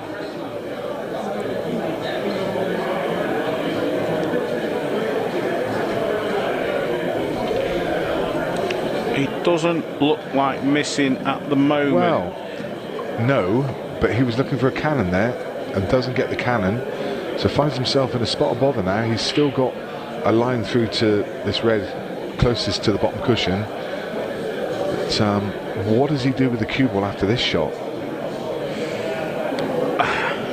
I think his only hope is to play, well, does he need a touch aside and cannon into the red near the 8 and hope he lands on that ball? Yeah. But I think it's a lot of hoping, because I don't believe it passes into the bottom left. If it does, he'll target the 8. Clean, very clean. Wow. Full ball connection on that. On the yellow. yellow. It's just... There was quite a lot to go wrong there, wasn't there? It's so good. It really is. The cue ball control is just so good. When I speak to people about Tom Cousins, some of them have said to me, you know, is it, you know, does he put it on how relaxed he is? You know, is it just part of his facade? And I said, no, Tom doesn't have a facade. That's just him. You speak to him away from the pool table, he is that chilled out. I actually think he's more fiery when he's not on the table and talking about pool than when he is on the table playing. He'll have to get fired up if he plays Justin next. Yeah, that's for sure. He's got his favourite Adidas Daps on today. Comfy shoes, let's call them. It looks like he's been down the park playing football in them, doesn't he? What did he win? 14 grand on the weekend. Something like that. Yeah. Winner and running up. Yeah. He could have stopped at JD on the way down, couldn't he? He said, "These are comfy, Nick." I said, "Do you want to swap with my shoes? Like we're the same shoe size?" He goes, "No." I mean, we're a big fan of his haircut, obviously. We've both seen on the table. He's modded it on me, mate. Yeah, I mean, Tom actually has hair, though. He only has his hair that way because it's economical. Yeah. He is putting some serious heat onto that break now. Exhibition breaking. That was exhibition breaking, Dave. That I mean, you heard the crowd. Ooh, because it's not often you see a player hit a break with that kind of venom and that kind of force. I remember Sean Story turned up to an event a couple of years ago and he had a little gizzet that measured the speed, and everyone was having a go at it, and your decent breakers were coming up and hitting like 23, 24 miles an hour. I got up there and hit about 13, I think, and Tom's consistently hitting 28 miles an hour, and no one could get close to him. Yeah, and even though that's only 3 or 4 mile an hour, that's a massive difference. Yeah. I mean, I'd like to see John Rowe have a go at that. He's got an amazingly powerful break, as well as Jack Whelan, who we mentioned earlier. I mean, for those that I'm sure most of the people that have paid for this game have been to a tour event where Tom's been playing. But back when I did commentate, it was up in Blackpool, and the foyer where the TikTok table was and all the sort of exhibition matches were going on, it was quite away from the main room. But if you were in the foyer, you knew when Tom was in the main room because you could hear the break. Yeah. That's the main difference. Yeah. The sound is the ones we just watched. Caesar with another unforced error. There's just been too many in this game, Nick. There has. You know, after that sublime start, we wondered whether he would be able to keep up that kind of momentum, and it was the second session. The second session just killed him. Yeah. When Tom was firing on all cylinders. I mean, you mentioned it pre-match as fatigue come into play, because the last sort of 3 or 4 frames I've seen a couple of mistakes I didn't expect to see from either player. Dave, I want the opportunity again while we can. So we have a gift to our viewers. We have Jam Up Apparel, who produce all of these shirts, all of the professional shirts. You'll see JU on the back of Tom's shirt, and also on the ref shirts as well. So they make all of the players' shirts. They make replica shirts. They've got hoodies and caps and all kinds of stuff on their website. And we've got 4 £50 gift cards that we would like to give away to our viewers. If you have subscribed to this pay-per-view, which you obviously have, otherwise you wouldn't be watching. If you've subscribed to the pay-per-view and you've liked or followed the QXTV Facebook page, and you've shared the post, there's a post on it that Simon created, which is around this giveaway. So share that post and you will be in the draw for a £50 gift voucher for Jam Up Apparel, where you'll be able to go on there and buy yourself a replica shirt. You can get a replica Tom Cousins shirt. I don't think the Scorpion shirts are up there yet, but they will be. They're just finishing them off as we speak. Once they get approval, they'll be manufactured, and you'll be able to get yourself a replica Scorpion shirt. So get yourself in the draw to win a £50 voucher. So share a post, follow the QXTV page, and you've already bought the PPV. So good luck. Have you got one on back order? Not yet. Not yet. Oh, I just wanted to know if they had one in my size. Oh, they're an American company, mate. They've got 5XLs. So they go. You're massive. a medium and I'm a large. They've got some huge sizes. But yeah, thank you very much to Damien and Mindy for offering us those gift vouchers. Really is appreciated. So that's Jam Up Apparel. If you Google that, you can look at their website. So we'll pick 4 winners, and we'll be in touch with you. We'll send you an email and let you know the voucher code, so you can go in and buy yourself a gift. Now, we've talked about the opening shot a lot from Tom. The opening shot from Caesar there was the right shot for me. It's not perfect, but he has got options. It's still a little tricky, and he's probably thinking to leave the one furthest north till last, but actually it's not perfect for getting on the 8, but he may not have much choice. I think he's going to roll too far there. I would have preferred him to play the one to the bottom right and leave this one with a natural angle to go up for the one to the left of the yellow across the middle of the table. He's looking now to play it off the red, but the red's a heck of a distance from the pocket. It's just that last shot, Nick. It's made things a little bit awkward here for him, just navigating round. That was the shot. What he's just played there would have been ideal if the yellow was his last ball, and now he's got to come down and take this one. The black does go into the top left though, as we look down on the table. So maybe just come back a little bit further.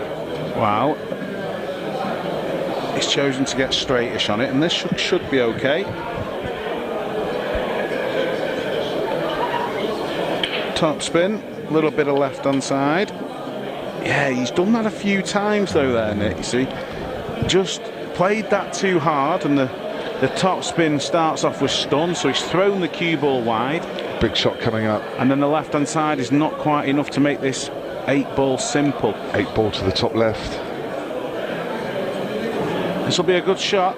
It needs to be when you're 12 behind. It's not there. An ooh from the crowd. They've supported magnificently, haven't they? Brilliant. The crowd. Brilliant. I saw some youngsters just out by the entrance earlier asking him for a photo. We had it in Wigan as well. Tom playing that one to the top knuckle.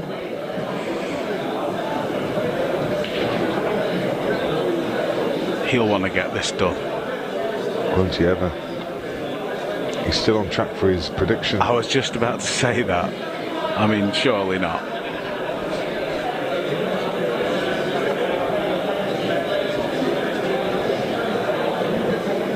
A little shake of the head. Now that's the first time you've really seen anything in the way of emotion from Caesar. It was just a little subtle shake of the head. He's a proud man. He's a proud man. He wants to come here and compete. And he's just been strangled, hasn't he? It's almost like the oxygen's been cut off. Tom's just not fed him the chances that he needs. I mean, to win a match, I mean, Chris Melling always says, you know, to win a race to 8 you need 8 chances. Did I get 8 chances? To win a race to 30, Caesar needed 30 chances. Has he had them? Yeah, it's exactly right, Nick. Sometimes you've just got to tip your hat, but you know, there were a few shots in there that Chandiga would have just loved to have had again. Just a few too many unforced errors. Yeah. Lovely bit of cueing there from Tom. Little bit short, but you, at this, you know, a 12 frame lead, you're not expecting to miss it.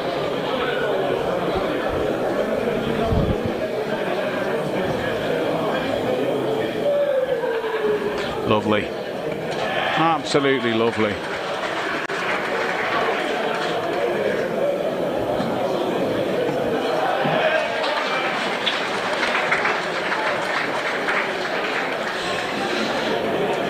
I think we can safely say this match is in the bag. Yeah. Mr. Cousins? I think so. As much as I'd